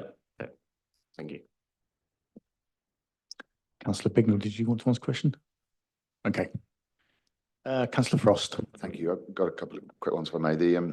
You just mentioned in passing that the field in its current form doesn't provide any, I think the words used were environmental benefit. My question is, what would that field have to do, in your opinion, to provide an environmental benefit?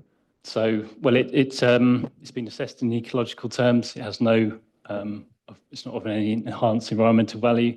It doesn't sort of provide habitat for any protected species. It is of no designated landscape value. So it is effectively just an open field.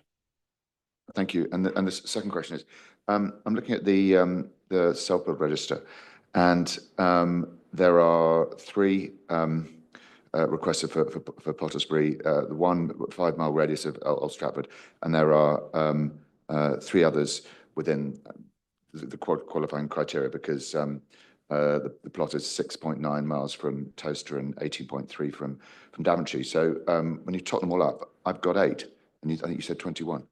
I looked this morning, yeah, I counted 21. And that was quite a few within 10 or 5 miles of Towcester. And as you say, there were 3 that specified Pottersbury. Okay, thank you. Any further questions? No? Okay, thank you very much. Thank you.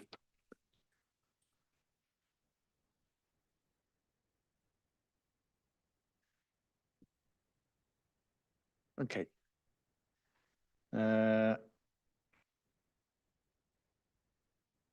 Just at this point, are there any sort of points you wish to come back on?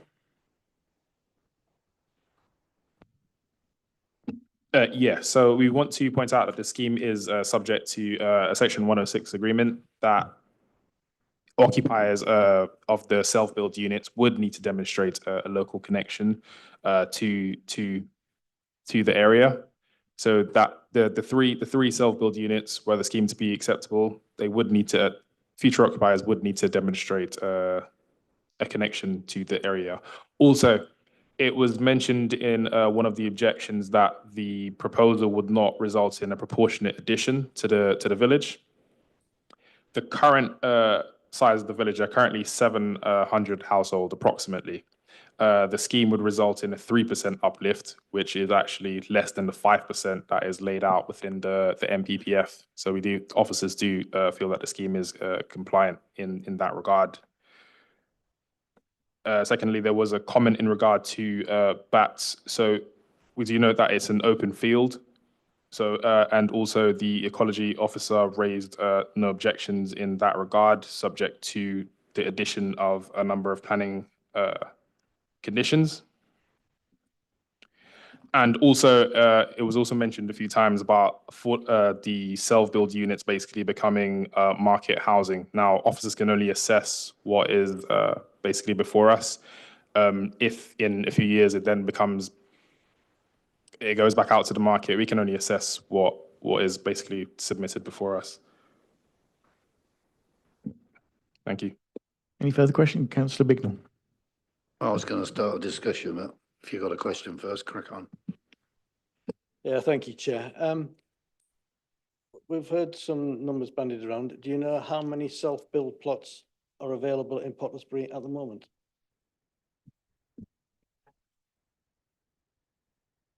To my knowledge, I don't know the answers to the question. Yeah, and sorry, how many people are waiting on the list?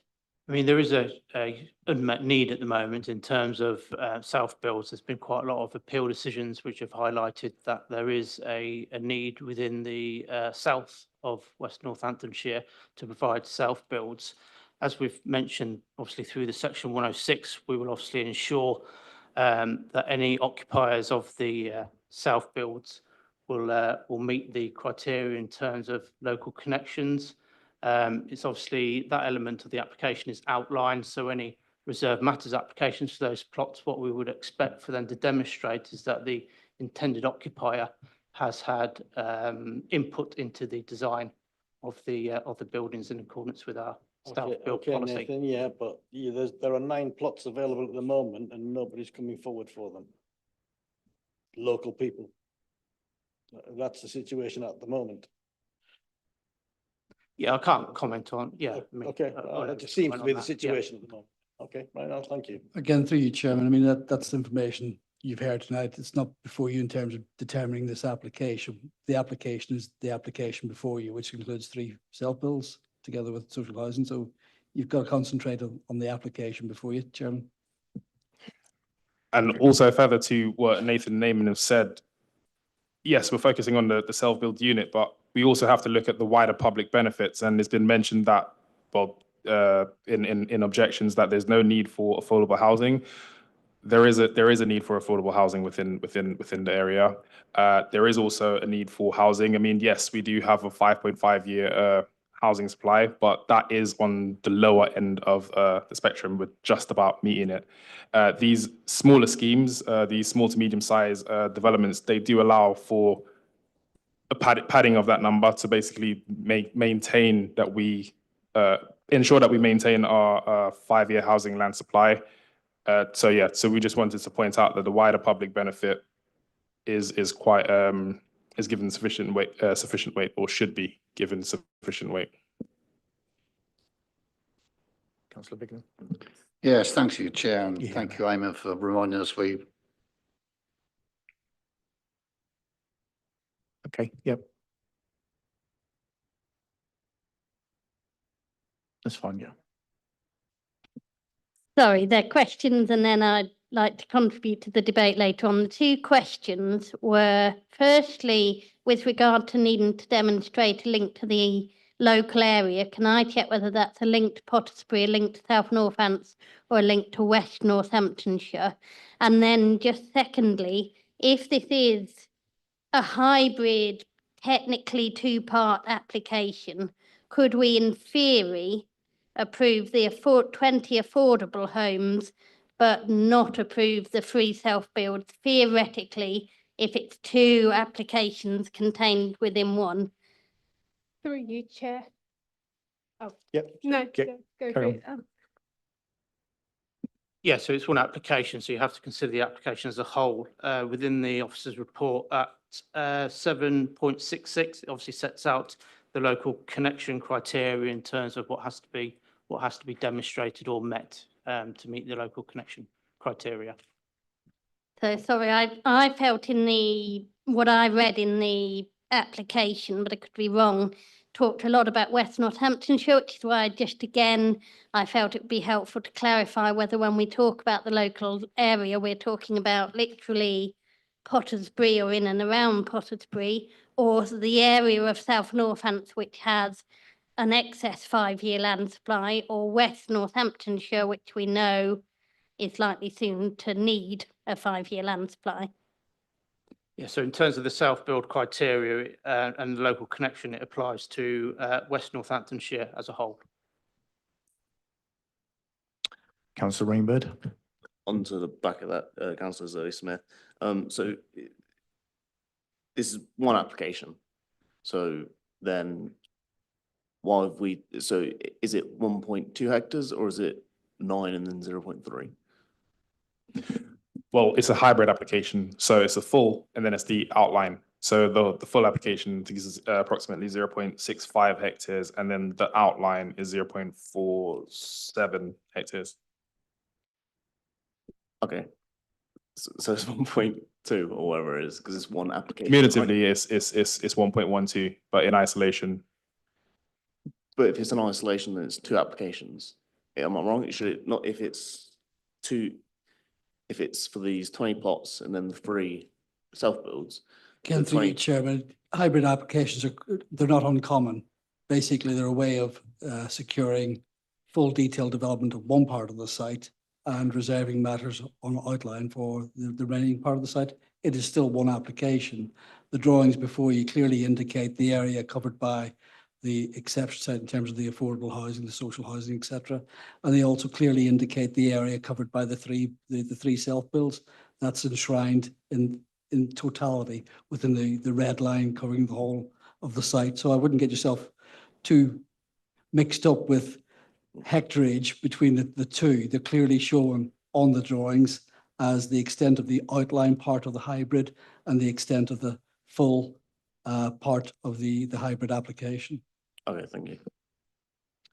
Councillor Bignell. Yes, thank you, Chair. I've been sat here for 13 years, not necessarily just on this application. But I'm always told that the red line's the red line, and that's what we're considering. The red line is 1.12 hectares. We can't separate it in terms of decision, so it's not an exception site, so I cannot support this. And just to clarify a bit about this self-build, the policy asks for the numbers in part 1, which was correctly identified by Councillor Frost. The applicant was in part 2, which is 21. I wouldn't argue that, but that's not part of the policy. So that was an erroneous figure he gave us. Thank you.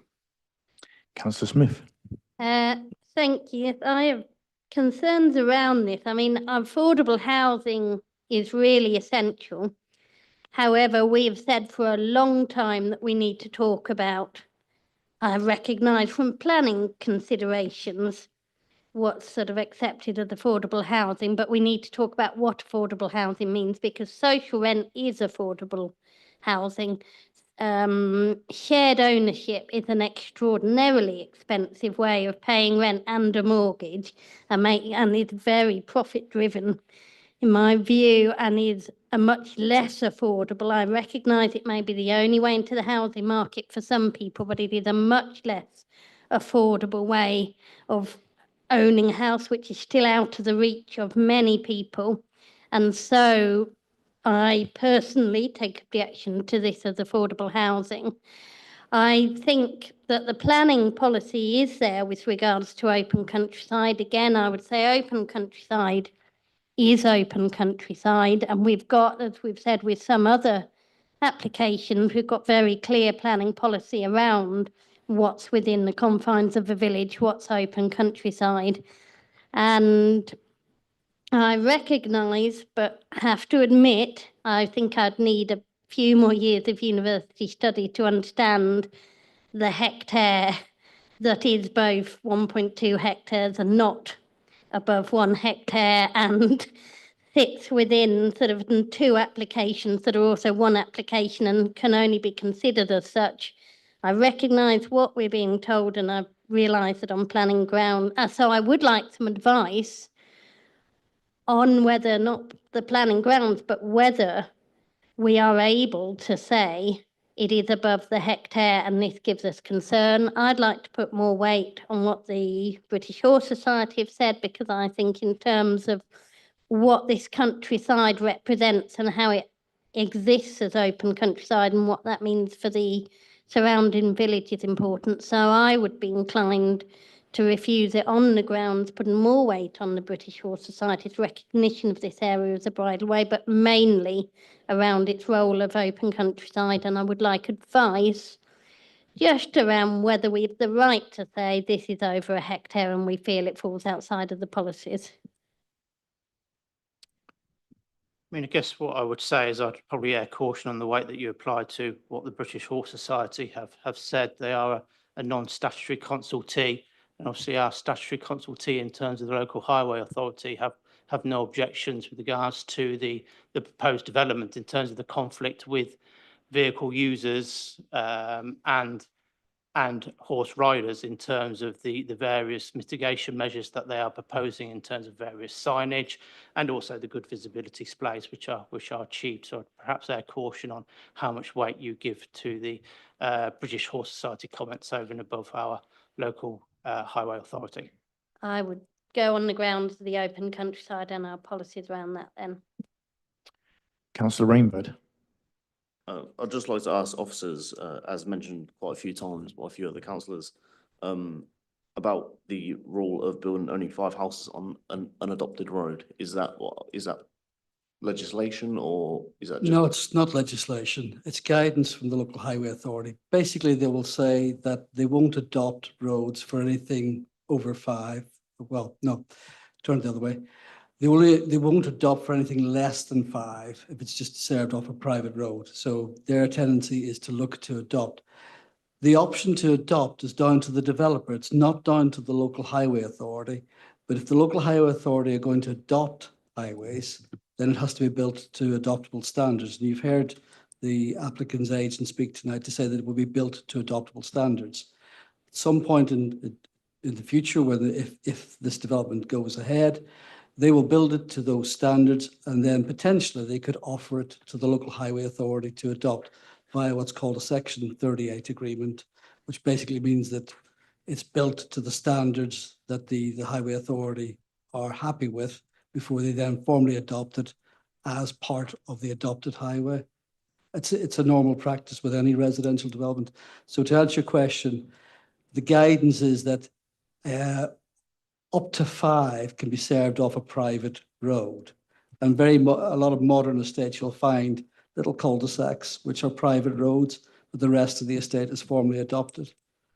Those remain sort of private roads for the occupants within those little cul-de-sacs. So that's basically what it's about. Okay, sorry, another question. So if granted planning permission for these 20 homes, are they required to make that road to a standard of being adopted, or are they not required at all? Again, I'm guessing that there's conditions on there that set out the requirement to build them up to adoptable standards. So in other words, they're built to a minimum standard that is capable of being adopted should that local highway authority be approached by the developer in due course. All right, thank you. To confirm, they are conditions. Okay, thank in regard to what Eamon just mentioned. Councillor Bignell. Yeah, the estate next door, which is very similar in consideration, is still unadopted after 10 or 15 years. You know, what makes think these are going to adopt it? No, nothing at all, really. History shows the other one wasn't adopted, so why should this one ever be adopted? And again, through you, Chairman, the fact that it's not adopted doesn't make it unacceptable in planning grounds. It simply means that who's going to maintain it or look after it in the future is a matter between either the developer or the local highway authority. From a planning point of view, it's securing the development of the land in an appropriate form, at appropriate time, and in accordance with policy. We're not the highway authority, but you're looking at a development where you've got conditions there that are securing the layout and the development of the site in a manner that would allow it to be adoptable potentially in the future. But isn't it the case that if it's not adopted, then the responsibility for that road then beholds to the householders? Again, through you, Chairman, yeah, that's a matter between those buying the properties, etc., and that's not really within the remit of the planning department. We are here to deal with the application in terms of the use of the land and the development of the land. Whether developers choose to, as I say, offer land or highways for adoption is a matter between the highway authority and the developer. The purpose of those conditions is to get it to a standard where it's capable of being adopted. Yeah, I accept what you're saying in terms of it's not the behest of planning, but the fact we could end up with, which we have done with a road 10 or 15 years old, that's obviously deteriorating rapidly, has never been adopted, is on the behest of the householders. Again, I wouldn't be, again, through you, Chairman, I wouldn't be relying on that as a reason for refusing the application, given that the local highway authority have not raised objections to the proposal. Any further questions? I'm going to move to the debate now. Yep. Yeah, yeah, I'm concerned that they're building a affordable housing plot next to an affordable housing plot, which isn't mixing in. I'm concerned that the plot's oversized as we're viewing the decision has to be made on what we're presented. And we're presented with a 1.12 hectare plot. So it's difficult to see, you know, why they're both joined together as a hybrid, and it's not a one size fits all.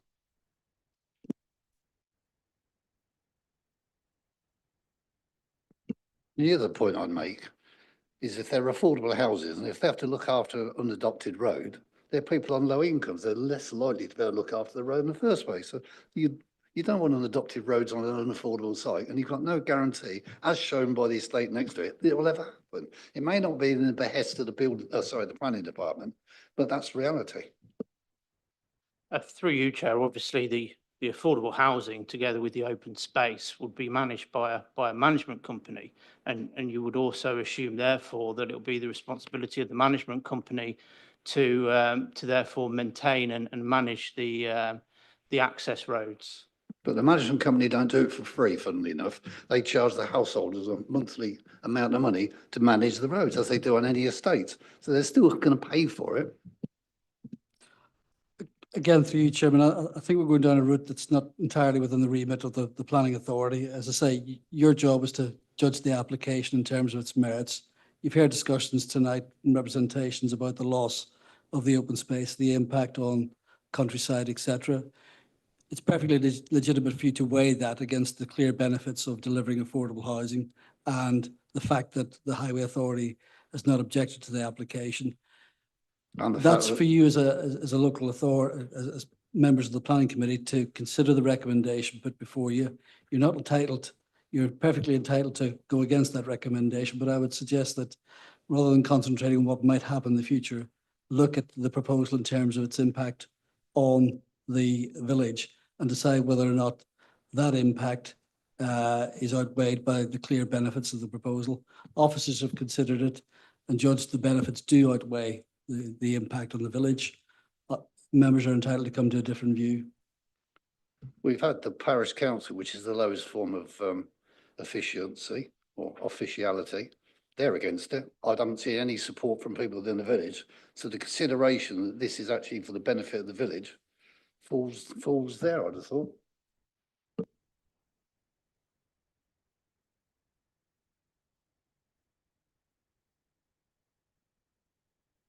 Does anyone wish to make a proposal in favour at this point?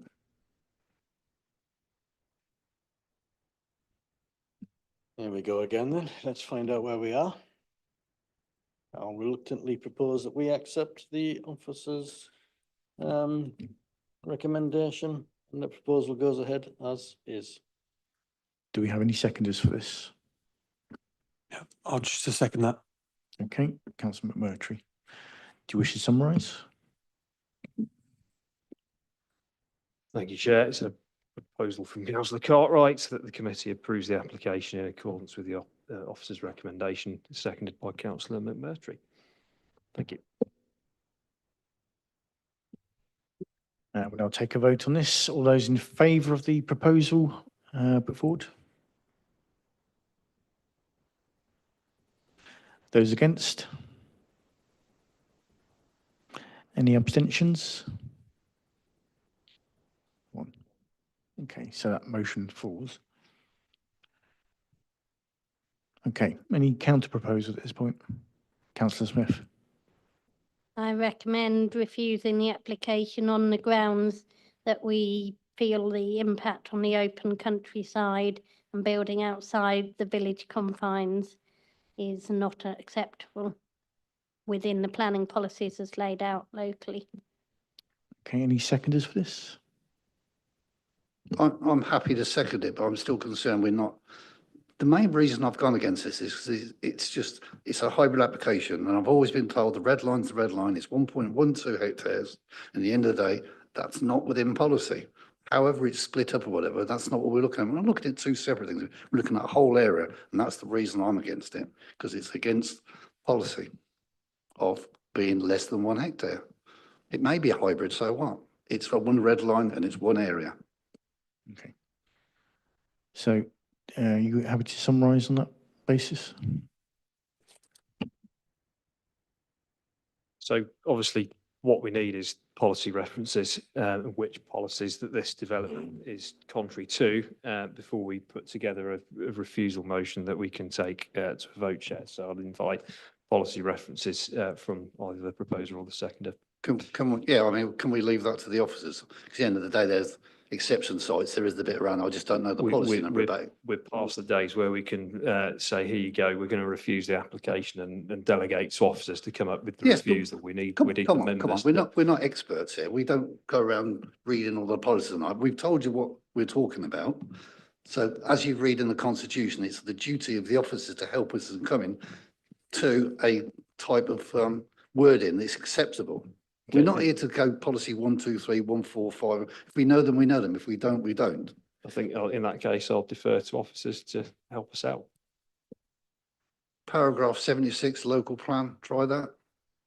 Yeah, and the sites. MPPF, sorry. 1 hectare. LH5, local plan part 2. I mean, through you, Chair, just to clarify, is members' reasons for refusal based on the fact that they do not consider that the proposal meets the rural exception sites as set out within the development plan? That's the one for me, yes. And, Okay. and what Councillor Smith has said adds on to that, and I fully support what she's saying. So in which case, we're looking at policy R1 and S1 of the development plan.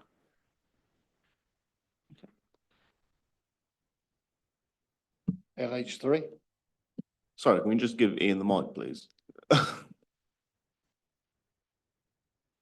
Sorry, so I've got here in the objections from the parish council, we've got the site lies outside the defined village confines and within open countryside. The proposal conflicts with policies SS1, LH2 and LH8 of the South Northamptonshire Local Plan Part 2 and exceeds the site size threshold set out in paragraph 72 of the National Planning Policy Framework. Well said, Councillor Smith. Okay, are you happy to accept that wording, Chair, as a reason for refusal? Through you, we'd also need a further reason for refusal if we're refusing the application, which ordinarily would be subject to a legal section 106 agreement. A second reason for refusal would have to be the fact that the applicants have failed to enter into a section 106 agreement. Okay, is that okay with the proposer and the seconder that we proceed on that basis? Okay, thank you, Chair. In that case, that is proposed by Councillor Smith and seconded by Councillor Bignell. Over to you, Chair, to move to the vote. All those in favour of Councillor Smith's proposal? All those against? Any abstentions? Okay, so that's motion carried. Application has been refused. Yes, yep. We'll take a 5-minute break at this point.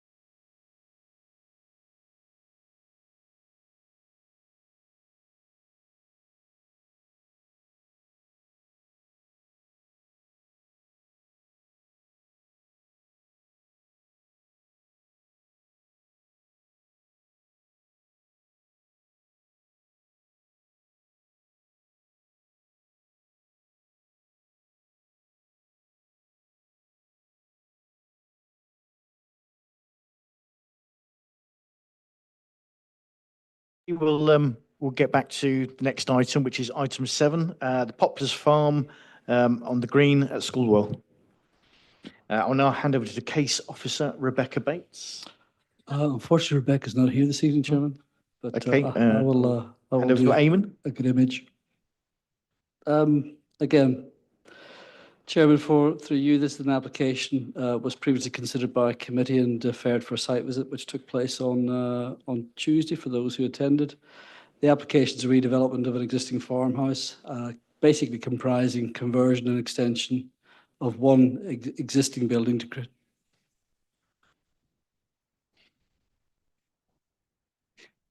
It's one conversion and extension of one existing building within the farmyard to create a small dwelling, and conversion of the other farmyard building to create another dwelling with a new build dwelling in the centre of the courtyard. Site lies within the confines of the village. It's an existing farmyard, and for those members who attended the site, it's full of all the material that you'd expect of a farmyard: containers, ramshackle tractors of various states of repair, from what I noted, and other buildings. There is a conservation area that the village sits within, and the line of the conservation area runs north-south through the middle of the farmyard, so not all of the site is within the conservation area. Basically, the proposal involves conversion of the building to the north side and conversion and extension of the building to the south side, and new build development in the centre, all to be accessed off the existing access way, which is not to be altered or changed in any way. As I say, the report sets out the main considerations and the responses from the various consultees, and on balance, officers consider the proposal, although it has some impact on the conservation area, that impact is not sufficiently serious or harmful to warrant refusing the application, given the benefits of delivering small-scale, modest residential redevelopment of the existing farmyard, and accordingly recommending the application be approved, Chairman. Okay, thank you very much. So at this point, are there any questions from the committee? Okay, Councillor Smith. Sorry, can I just confirm, have permitted development rights been removed from within the plans? Permitted development from the central building, as the conservation officer has recommended. There's a reference, I think this is the central building. They've just, forgive me, it's very long series of back and forth, but they've said that permitted development rights should be removed because of the impact on the conservation area of the roof and appearance, I believe, of the central building, and that they should remove permitted development rights in order to ensure it wouldn't have any further impact on the conservation area. The loss of the historic buildings and walls would be harmful to the significance of the conservation area. If planning permission is granted, please withdraw permitted development rights relating to alteration and improvements to the roofs and external elevations on the building on site and the boundary treatments. So I was just double checking whether that is included within the plans. Simple answer through you, Chairman, is that it's set out in the conditions of the report that if members are minded to approve the application, permitted development rights would be removed.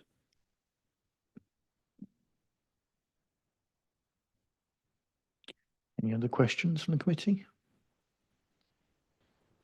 No. Okay, we'll now move to public speaking in the following order. So Dara Masterton-Jones, a local resident.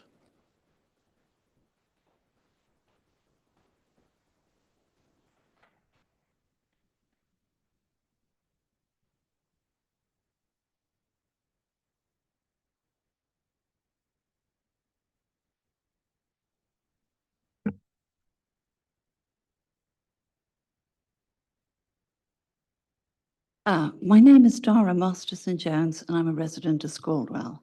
I'm here to ask you to refuse planning permission for this development on the basis of the harm it would do to the conservation area in Scaldwell. A recent planning inspectorate appeal decision concerning Scaldwell is very relevant here and sets out useful planning criteria. Date of decision 18th of the 6th, 25, appeal reference APP W2845 W25 3358971. This was regarding a proposed build of a new house elsewhere in the conservation area. In dismissing the appeal, the inspector identified the main issue as being the effect of the proposed development on the character and appearance of the surrounding area, including whether it would preserve or enhance the character or appearance of the Scaldwell Conservation Area, and the significance of nearby listed buildings through development within their settings. It was noted in the appeal that the development would not reflect the character and appearance of the properties in the vicinity and would result in a development that would fail to relate well to its surroundings. The appeal was therefore refused. The new build in this application meets the same planning criteria for refusal.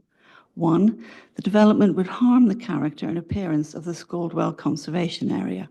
Poplar Farm has 3 listed buildings nearby: the Old Thatch, Home Farmhouse and the church. 2, the green is at the heart of the conservation area in Scaldwell, and a new build house in a raised position in the central view of the green will change its historic character. 3, this application with its overcrowding will also erase all sense of the history of the property as a farmyard. Other repurposed farmyards in Scaldwell, such as Home Farm, did not insert any new buildings and so have kept their historic footprint.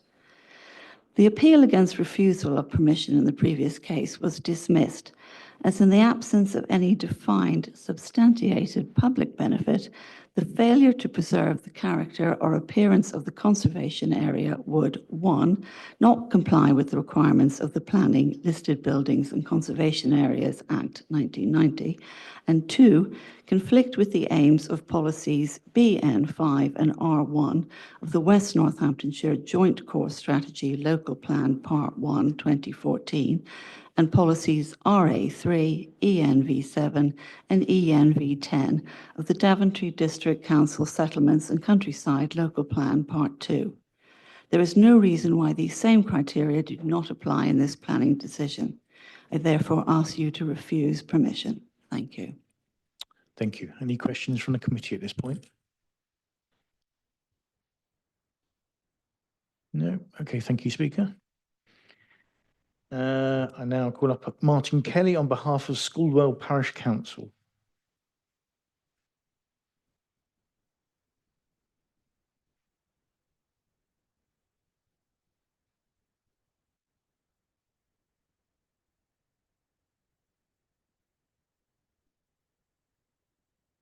Chair, committee members, my name is Martin Kelly and I speak today as a member of the Scaldwell Parish Council. For the record, I wish to restate the points made in our written submissions and my verbal statement delivered at your meeting on the 3rd of July. We remain gravely concerned about the very real threat this development poses to the Scaldwell Conservation Area and in particular the Green. Under Section 72(1) of the Planning, Listed Buildings and Conservation Act 1990, the Council is required to pay special attention to preserving or enhancing the character or appearance of the conservation area. This is a legally binding obligation and requires considerable importance and weight be given to heritage preservation. At the 3rd July meeting, the planning officer acknowledged that harm would be caused by to the conservation area. Yet it was argued that this harm was outweighed by the supposed gain of a new dwelling, one of poor design and adds nothing to the setting. In this case, the harm is not marginal, it is direct, it is visible, and conflicts with the very purpose of the conservation area designation. Once character is lost, it is rarely, if ever, regained. Conservation areas are not lost in bulk, they are lost in pieces, one decision at a time. There should be no acceptable level of harm in a conservation area. In relation to Plot B, I draw your attention to item 714B of your committee report, which references policy ENV10, the design policy. The report itself states, and I quote, "Development of poor design that does not add to the character and quality of an area and the way it functions will not be supported. This proposed development fails that test. It does not respect the established form, scale, or materials used in this setting. For the committee members who attended the site, they will have seen the green, described in the council's own conservation area appraisal as the visual and spatial heart of the village. The green is defined by listed buildings, traditional materials, and coherent roof lines. The proposed development would interrupt key views, disrupt the historic settlement pattern, and introduce materials and forms at odds with the character of the area. The council own appraiser warns that such changes will cause harm. As decision makers, you will know better than most how the scars of poor design are long lasting and deeply damaging, leaving communities to carry its impact for generations. Legally and morally, we are obliged to protect the Scalwell Conservation Area. The only reasonable outcome is to refuse this application in its current form. Thank you. Thank you. Any questions from the committee? Okay, thank you very much. Now we have Sean Bennett, which is the agent for the applicants.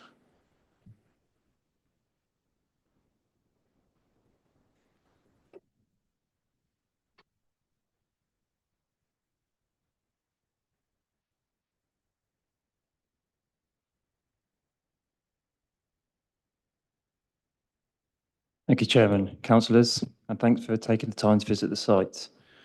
Firstly, I just wanted to clarify the applicant's involvement. The applicant, Mr. Alcock, currently lives at the site and has operated a family farming business for the last 53 years, with the family having farmed there since 1935.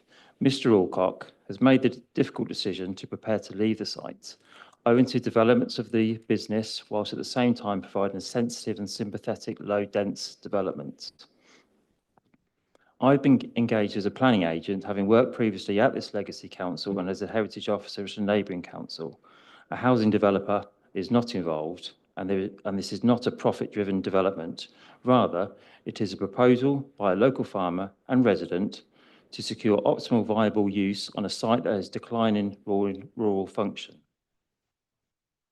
The proposal would have the benefit of improving the environment within the village, including a reduction in noise and pollution from the site, and removal of large agricultural vehicles travelling through the high street, often at antisocial hours. The key consideration of this application is the impact it would have on the significance of heritage assets. Following the objection of the parish council, together with initial comments from the heritage officer, an amended scheme was provided.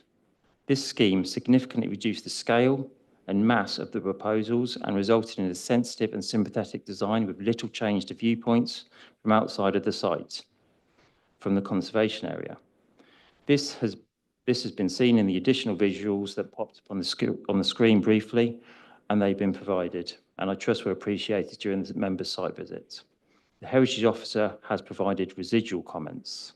These comments, however, are not an objection and advise the imposition of various conditions which have been recommended, such as the removal of PD rights via conditions 7, 8 and 9 in the committee papers, and the provision of materials, natural stone, condition 5. The committee report has considered the comments of the heritage officer and has concluded on this issue that the proposal shall not have an adverse impact on the character and appearance of the area or views from and around the green, and is acceptable on heritage grounds. There are no environmental issues concerning the proposal, with long-term benefits to the vitality of the village associated with the provision of 3 new dwellings. There are no other technical matters that count against the proposal, and the proposal has been found to be consistent with the development plan and therefore should be approved. Thank you, Chair. Thank you. Any questions from the committee? No? Okay, thank you very much. At this point, are there any points that the officers wish to come back on? Again, Chairman, I have got the visuals that show the views of the site from the green. My apologies for not sort of concentrating on those a bit more. But again, mention's been made that I've sort of previously identified harm the previous committee report. I mean, having visited the site on Tuesday, I'm inclined to disagree with the conservation officer in terms of the harm, in terms of views from the green. There are extremely limited views, even of the proposed development, but again, it's for members to make that judgment call. That's wrong side. Okay, thank you. all. So at this point, obviously, the committee can now debate the application. Yeah, Chair, thank you. I mean, even on Google Maps, if you haven't been to the site, you can see it's a tractor and vehicle graveyard at the moment. I don't see how removing that and putting 3 properties in keeping with the area is a detriment to the village. I'm standing on the green, you can barely see anything looking that way, even the higher houses that was part of the farm that's already been converted further up. It looks a good development to me, as far as I can see. Thank you. Yeah, I just wanted to say as well, I mean, last time we saw that this has been reduced in size, right? The central building has been reduced in size. Am I correct in thinking that? Yeah, so, you know, these things are always a balance. It's always a compromise. But in this case, I think I'm inclined to agree, and I think we should take the officer's recommendation. That's my personal opinion.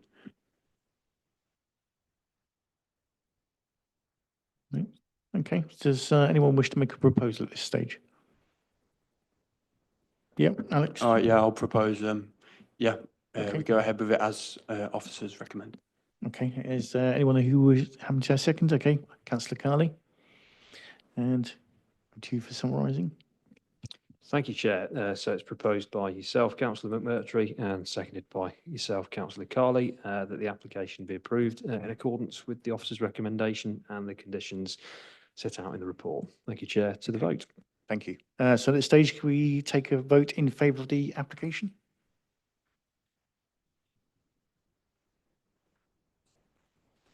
Those against? And any abstentions?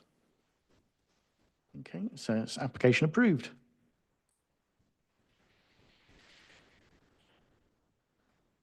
Okay, we can now move on to item 9, which is Catesby Innovation Centre, Banbury Road, Charwelton. I'll now hand over to the case officer, Bob Ham, to begin the presentation. Bob sends his apologies. Yeah. You'll have me tonight, Okay. Chairman. Actually, I gave him the night off. Yeah, this application is basically an application that seeks to vary a condition that was imposed in the original development. Just a brief background history to the development as approved. It basically was given permission back in 2017, I think, and is shown there in its entirety in the red line. Essentially, it's a research and development facility, and it had to be located there because the research and development largely is undertaken in the abandoned railway tunnel that lies to the north of Charwelton. Effectively, they test vehicles, etc., and stuff in there. In order to make the proposal work, the research establishment basically comprised a sort of a research building at the entrance to the tunnel, but then effectively a small commercial estate to the south of the old railway line, of which the office and administration building has been built, and that's the building that's the subject of this application. As you'll see from the site, can I use the cursor on this? Does that work? Basically, it's a sort of a reverse C-shaped building, and the application seeks to remove a condition in respect of 2 windows in the inner courtyard that face due southwest towards, as you see, the adjoining neighbouring dwellings that occupy a large plot. At the time that the officer's report clearly says at the time the application was considered, there was some concerns, and a precautionary approach was taken, I guess, in imposing that condition. But the reality is that having had the building built and occupied, you can now see the relationship between the site and the adjoining neighbours. In terms of developing the site, clearly the applicant's keen to secure letting of the existing office administration building and sort of I suppose a barrier to letting those is the fact that obscure, can you just move to the next photographs? Is the obscure glazing to two of the windows serving an office, and those photographs now show the views from that particular office suite. If obscure glazing had been applied, my understanding is that potential lessees are put off by it. So we have the condition which is before us, and we have to judge the application on its merits and whether or not that condition is still considered to be reasonable in officer's view, given the relationship between the building as built and the existing dwelling to the west, intervening vegetation, distance and orientation. We don't consider that condition actually can be sustained in terms of reasonableness or necessity. And in our view, we're recommending the condition be removed, Chairman. Thank you very much. Thank you. Any questions from the committee? Councillor Frost. Thanks, Chair. I'm trying to figure this out. So I've gone through the report, obviously, to try and figure out what's changed since 2019, because in 2019, the local planning authority's view was that it had to be imposed because the amenities of the adjacent dwellings to the west and east could be adversely affected. What has changed apart from the fact that the applicant is now trying to make them easier to let? What's changed in that time? Well, the fact is that the building is now built, and you can actually gauge for yourself, standing inside the building, looking out, that the relationship between those particular windows and the neighbouring property is sufficiently distant and remote and intervening vegetation that privacy is not lost as a result of removing the obscure glazing. And weighing that in the balance, our recommendation is that we don't think we could sustain the imposition of that condition. Again, conditions are imposed. They have to meet the tests of enforceability, reasonableness, necessity, and proportionate to the development proposed. And I think it's fair to say that, as I indicated in the presentation, there was a precautionary approach taken at the outset. Now the building's built. We can see the building, we can see the relationship between it and the neighbouring properties. And we take the view that we don't think we could sustain that continued imposition of that condition. So, through you, Chair, so in summary, we have to weigh up that view that the amenity isn't adversely affected with the view of the people living there, which is that it would. That's a fair summary, isn't it? Yeah, that's a fair summary. Also, as the report points out, that this is an office building. It's secure. Its occupation is tied by condition to sort of normal working hours during the week. No occupation during Sundays or bank holidays, and a limited occupation to sort of I think it's 1 o'clock on a Saturday.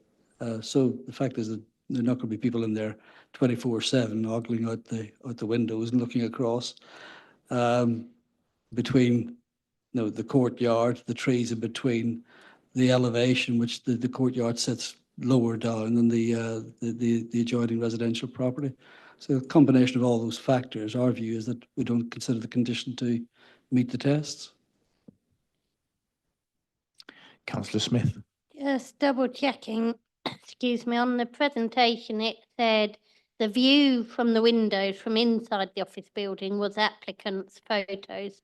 I'm just wondering if we can double check whether planning officers have been to the site and whether there were photos available taken from those. I mean, I completely see all the points being talked about. I'm just checking while we've got the applicant's photos. So these are the officer photos from there. Yeah, just one, because they give quite different views. Councillor Cartwright. Did you have a question? Yeah, sorry, Chair, thanks. Yeah, just for clarification, the obscure glazing was a condition prior to build. And who took the photos? An officer took the photos, or the applicant took the photos? That particular slide is the officer's photographs because the officers visit the site, and there's another photograph that shows the applicant's photographs. I mean, it doesn't alter the position of the windows or their relationships. That's fine, yeah. You can't see much is what I'm getting to. And don't know if the officer had actually taken that or if the applicant had took that advantageously. Thank you. Any further questions? I'm just trying to understand why does that view make it hard to, I'm obviously missing something here. Why does that view make it hard to let the office? That's what I don't understand. Again, I'm not the applicant, but the applicant's here to answer the question. But I imagine if you're in that office, it'd be nice just to look out onto the courtyard as part of, amenity and well-being. I work across the way, and it wouldn't be a very nice view for me to not be able to see the water meadows and stuff. It's a pleasant courtyard. It's for staff well-being, I imagine. And if you're asking staff to sit in an office with obscure glazing that you can't then see the courtyard, it's But they can see the courtyard. That's what I'm confused yeah, about. that's because there's no obscure glazing there. Okay. So, sorry, Chair, just for, I know it's been pedantic, I completely get the points involved, but we are looking, as you say, we're looking at a window with no obscured glazing. That's because the applicant built a building that didn't have obscured glazing, although the condition within the conditions previously set out said there should be obscured glazing, but that's not what they went ahead to build. Again, through you, Chairman, my understanding is that they actually constructed it in accordance with the conditions. That for the purpose of this application, they've removed the obscuring to obviously demonstrate the relationship between the office windows, and it's only 2 office windows, and the adjoining neighbouring property. Councillor Chair, that's strange, isn't it? I mean, I thought that would normally trigger some kind of enforcement if you breach the planning conditions. Again, through you, Chairman, it's not an offence to breach a condition where you've submitted an application to regularise it. In this particular case, they've sought to submit an application to remove the condition. And as I've just said, I think they have removed the obscure glazing to support the application in order to demonstrate to officers and members here at committee the relationship between that office and the adjoining residential property. Thank you, Chair. We can perhaps ask the applicant later. Thank you. Any further questions? Okay, we'll now move to public speaking. The following order, which is Councillor Charlie Hasty, local ward member.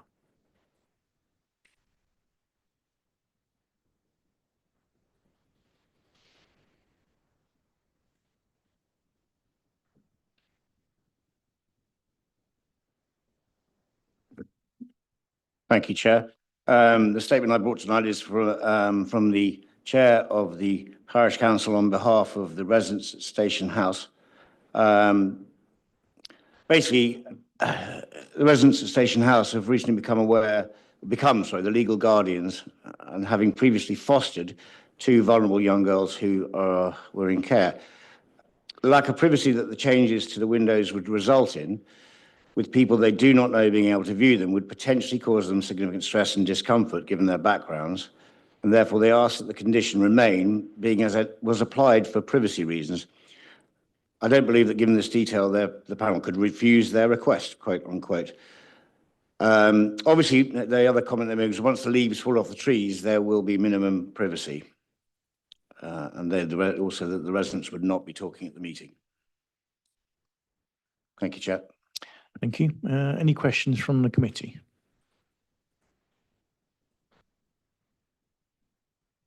No? Okay, thank you. We'll now have Rob Lewis, the agent for the applicant.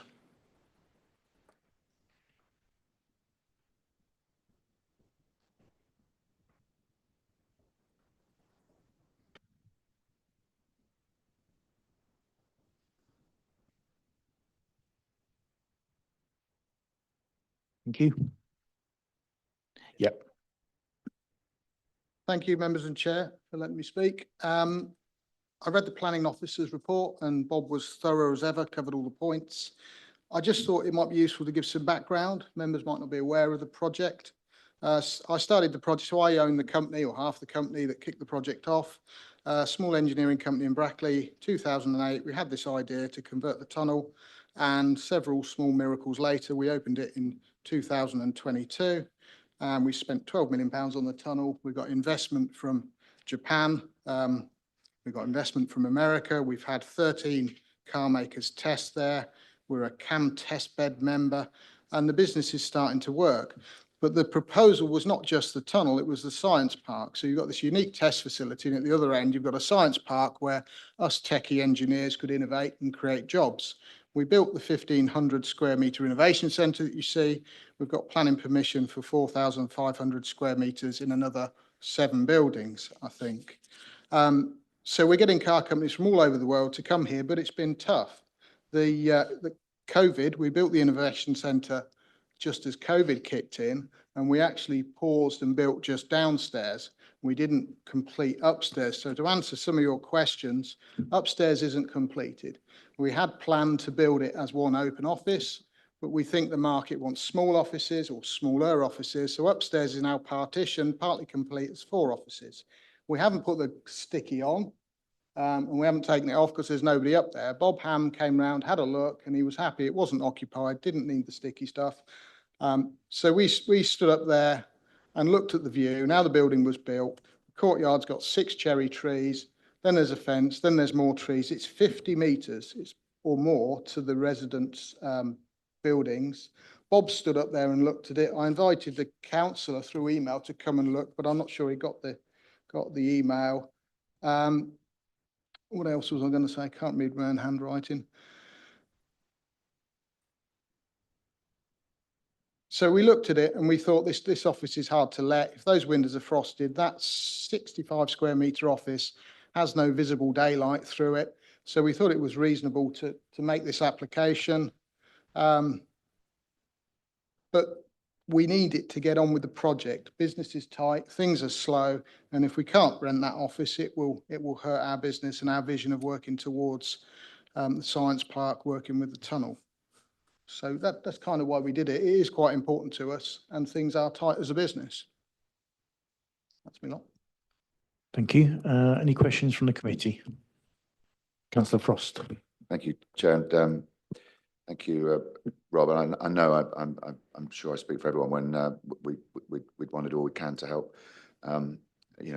businesses and prosper and employ people like you do. But I don't want to sound picky, but so to clarify, the original condition required you to build it with the it's called obscure glass, whatever it's called. That didn't happen. Is that the first thing to say? Well, no, it's not true. So we built it with clear glass, and the intention was to put the sticky obscuring stuff on the inside. It's much easier to do that than to buy the obscure glass, and then you've got the option. Okay, I mean it's fair to say that's not what the condition imposes it, but it is. So yeah, it's kind of retrospective, but as we know, we can't discriminate against retrospective applications. So my second question, if I may, I was on the original planning application back in 2019, and the background here, folks, is that Charlton it's classified as an other village. It's for those who haven't been, it's a pretty little non-industrial village, and in order for the planning application to succeed, there was quite a number of conditions that were imposed. And I've just gone on looking at the website now. There have been 9 of those conditions have been varied or discharged. And can you explain the background to that? Because this isn't what we back in 2019. This is what we signed up on, and I know that we have to judge planning application on its merits, but this would provide me some useful sort of background information. Thank you. So I can explain. So the first planning permission was for the tunnel and the science park, so the 7 buildings. So we got on with the tunnel. Didn't start the science park, but the condition for the science park was you can only put people in there who are working with the tunnel, which made sense to me as an engineer. We then did the application for the innovation centre, and the same condition applied. And again, I thought fine. But then the realities of the bank and making an economic success after COVID bit. So we varied the condition on the innovation centre to say, look, if we need to put accountants and lawyers in there for a while we build the vision, can we do that? And they said yes. But same's true of the other buildings. To go and get a mortgage with that planning condition in place, I learned was very difficult. So that's why we've varied those occupancy conditions. But for sure, our vision is absolutely engineers, tech, and we want the business it generates. One final question. I'm on the at the root of this. We like I said, we want your business to succeed, and this is getting in the way. But so I drill down to the specifics, and the offices are let through White Commercial, and as far as I can tell, the offices is going to go for around you rent it for about £10,000 per annum. So even if this halves the value of it, so you have to half the price to let it. So that's going to cost your business £5,000 a year. But the people in Charwelton are leading us to believe that it's going to have a considerable negative impact on their, on their village amenity. Is that what we're looking at here? To weigh up £5,000 versus You're talking about the window obscuring, not the the impact. So what I've got Financial to, it's not quite as simple as that. I could lower the price and put somebody in there who's doing, I don't know, something else that's not part of my target audience. I'm trying to tempt an engineering techie company out of Leamington, which is a nice place, to move to our nice site with a cafe downstairs with a good view to build that cluster. So I need the offices to be attractive. So we've spent £4 million on that building, and White Commercial tell us at best the thing's worth £2.5 million. Now we didn't do that to make money on property. We did it to build the vision, attract people, and collect that cluster of techies together. So my answer is I need it to be nice, otherwise they won't come. Thank you, Chair. Any further questions from the committee? No? Okay, thank you very much. Yep. Anything you wish to come back on at this point? I do. Okay. Condition actually requires the obscure glazing to be in place before the building's occupied. And as you've heard from the applicant, the building isn't occupied. So technically, I don't think there's a breach of any permission, either alleged, perceived, or otherwise. Ultimately, you judge the application on its merits in terms of whether obscure glazing is necessary or not. Yeah, Chair, just before Councillor Bignell gets in, those financial points for the avoidance of doubt, these aren't material or even non-material planning considerations, are they? You know, that's true, isn't it? Through you, Chair. Sorry to interrupt. Commercial enterprise is not a material planning consideration. Thank you. Councillor Bignell, did you want to? Yeah, I've got a question for the officer. That was all. Before Okay, we start. yeah. In terms of the distance, Eamon, between these windows and the building that's being affected by this, I mean, what kind of distance are we talking about, and how does that fit in with the planning regulations in terms of how far you can have between buildings, etc.? Again, the report goes into it. I think it's 55 metres building to building distance and a slightly oblique angle. The report also references supplementary planning guidance in respect of residential separations. Yeah. Appreciate this isn't the same scenario. This is a mixed one there. You've got residential. It talks about a maximum, well, a minimum distance of 22 metres between main building to main building, main elevation to main elevation. It's sort of the accepted standard. Excellent, thank you. Yeah, through you, Chair. Just measured it on Google Maps into the garden. It's about 45 metres, so it's quite a way away. Okay. Any further points anyone wishes to raise? Councillor Tarbin? I think I'm struggling with this a little bit because the evidence we're provided with is like a best case scenario of the view because it's in summer. Yep. I think we would need to see evidence of the view in an autumnal winter kind of view when leaves have fallen to be able to make a proper judgment if people are being overlooked. Are you wishing to defer them for a site visit? Well, a site visit now might not be relevant because we're still in the process of having quite a lot of coverage on the trees. When would a site visit occur at this point? So again, through you, Chairman, I would I hear what you're saying. Yes, leaves fall off trees, but I would still maintain that given the distances and even with branches without leaves on them, there's sufficient mitigation between the property and the two office windows concerned, plus the fact that there is a condition on the occupation of the offices which limits how the time frame that the buildings can operate up to 6 o'clock Monday to Friday and 1 o'clock on a Saturday. So in the periods of the winter time, where it's going to be at its worst, it's going to be extremely limited in terms of how it impacts on the private amenity of the occupants of the adjoining property, I would maintain. But again, you're perfectly entitled to come to a different view as a committee. Chair, I'd second the proposal if it was made as well, obviously. Okay, well, obviously we've got to. Thank you, Chair. Could I clarify what the proposal is first and foremost? I didn't technically make a proposal. It was more a statement that I don't think we've got sufficient evidence from the views we've been shown to make a decision on this. So I suppose my proposal would be refusal. Okay. Based on that, unless we could bring it back in a month or two, but I'm not sure that's within the remit of the decision we're making now. Okay, I'll put it back to you then, Chair. Okay, so initially then it's a case of, is there anyone proposing in favour of the recommendations by the officer? Councillor Smith, and you seconding the proposal to? The proposal to go with the officer's recommendation. Okay, okay. So do you wish to summarise at that point? Okay, thank you, Chair. So we have a proposal to approve the recommendation in accordance with the officer's report. That's from yourself, Councillor Smith, and secondly by yourself, Councillor McMurtry. And I'll put that to you, Chair, to move to vote on that proposal. Okay, so all those in favour of the proposal by Councillor Smith?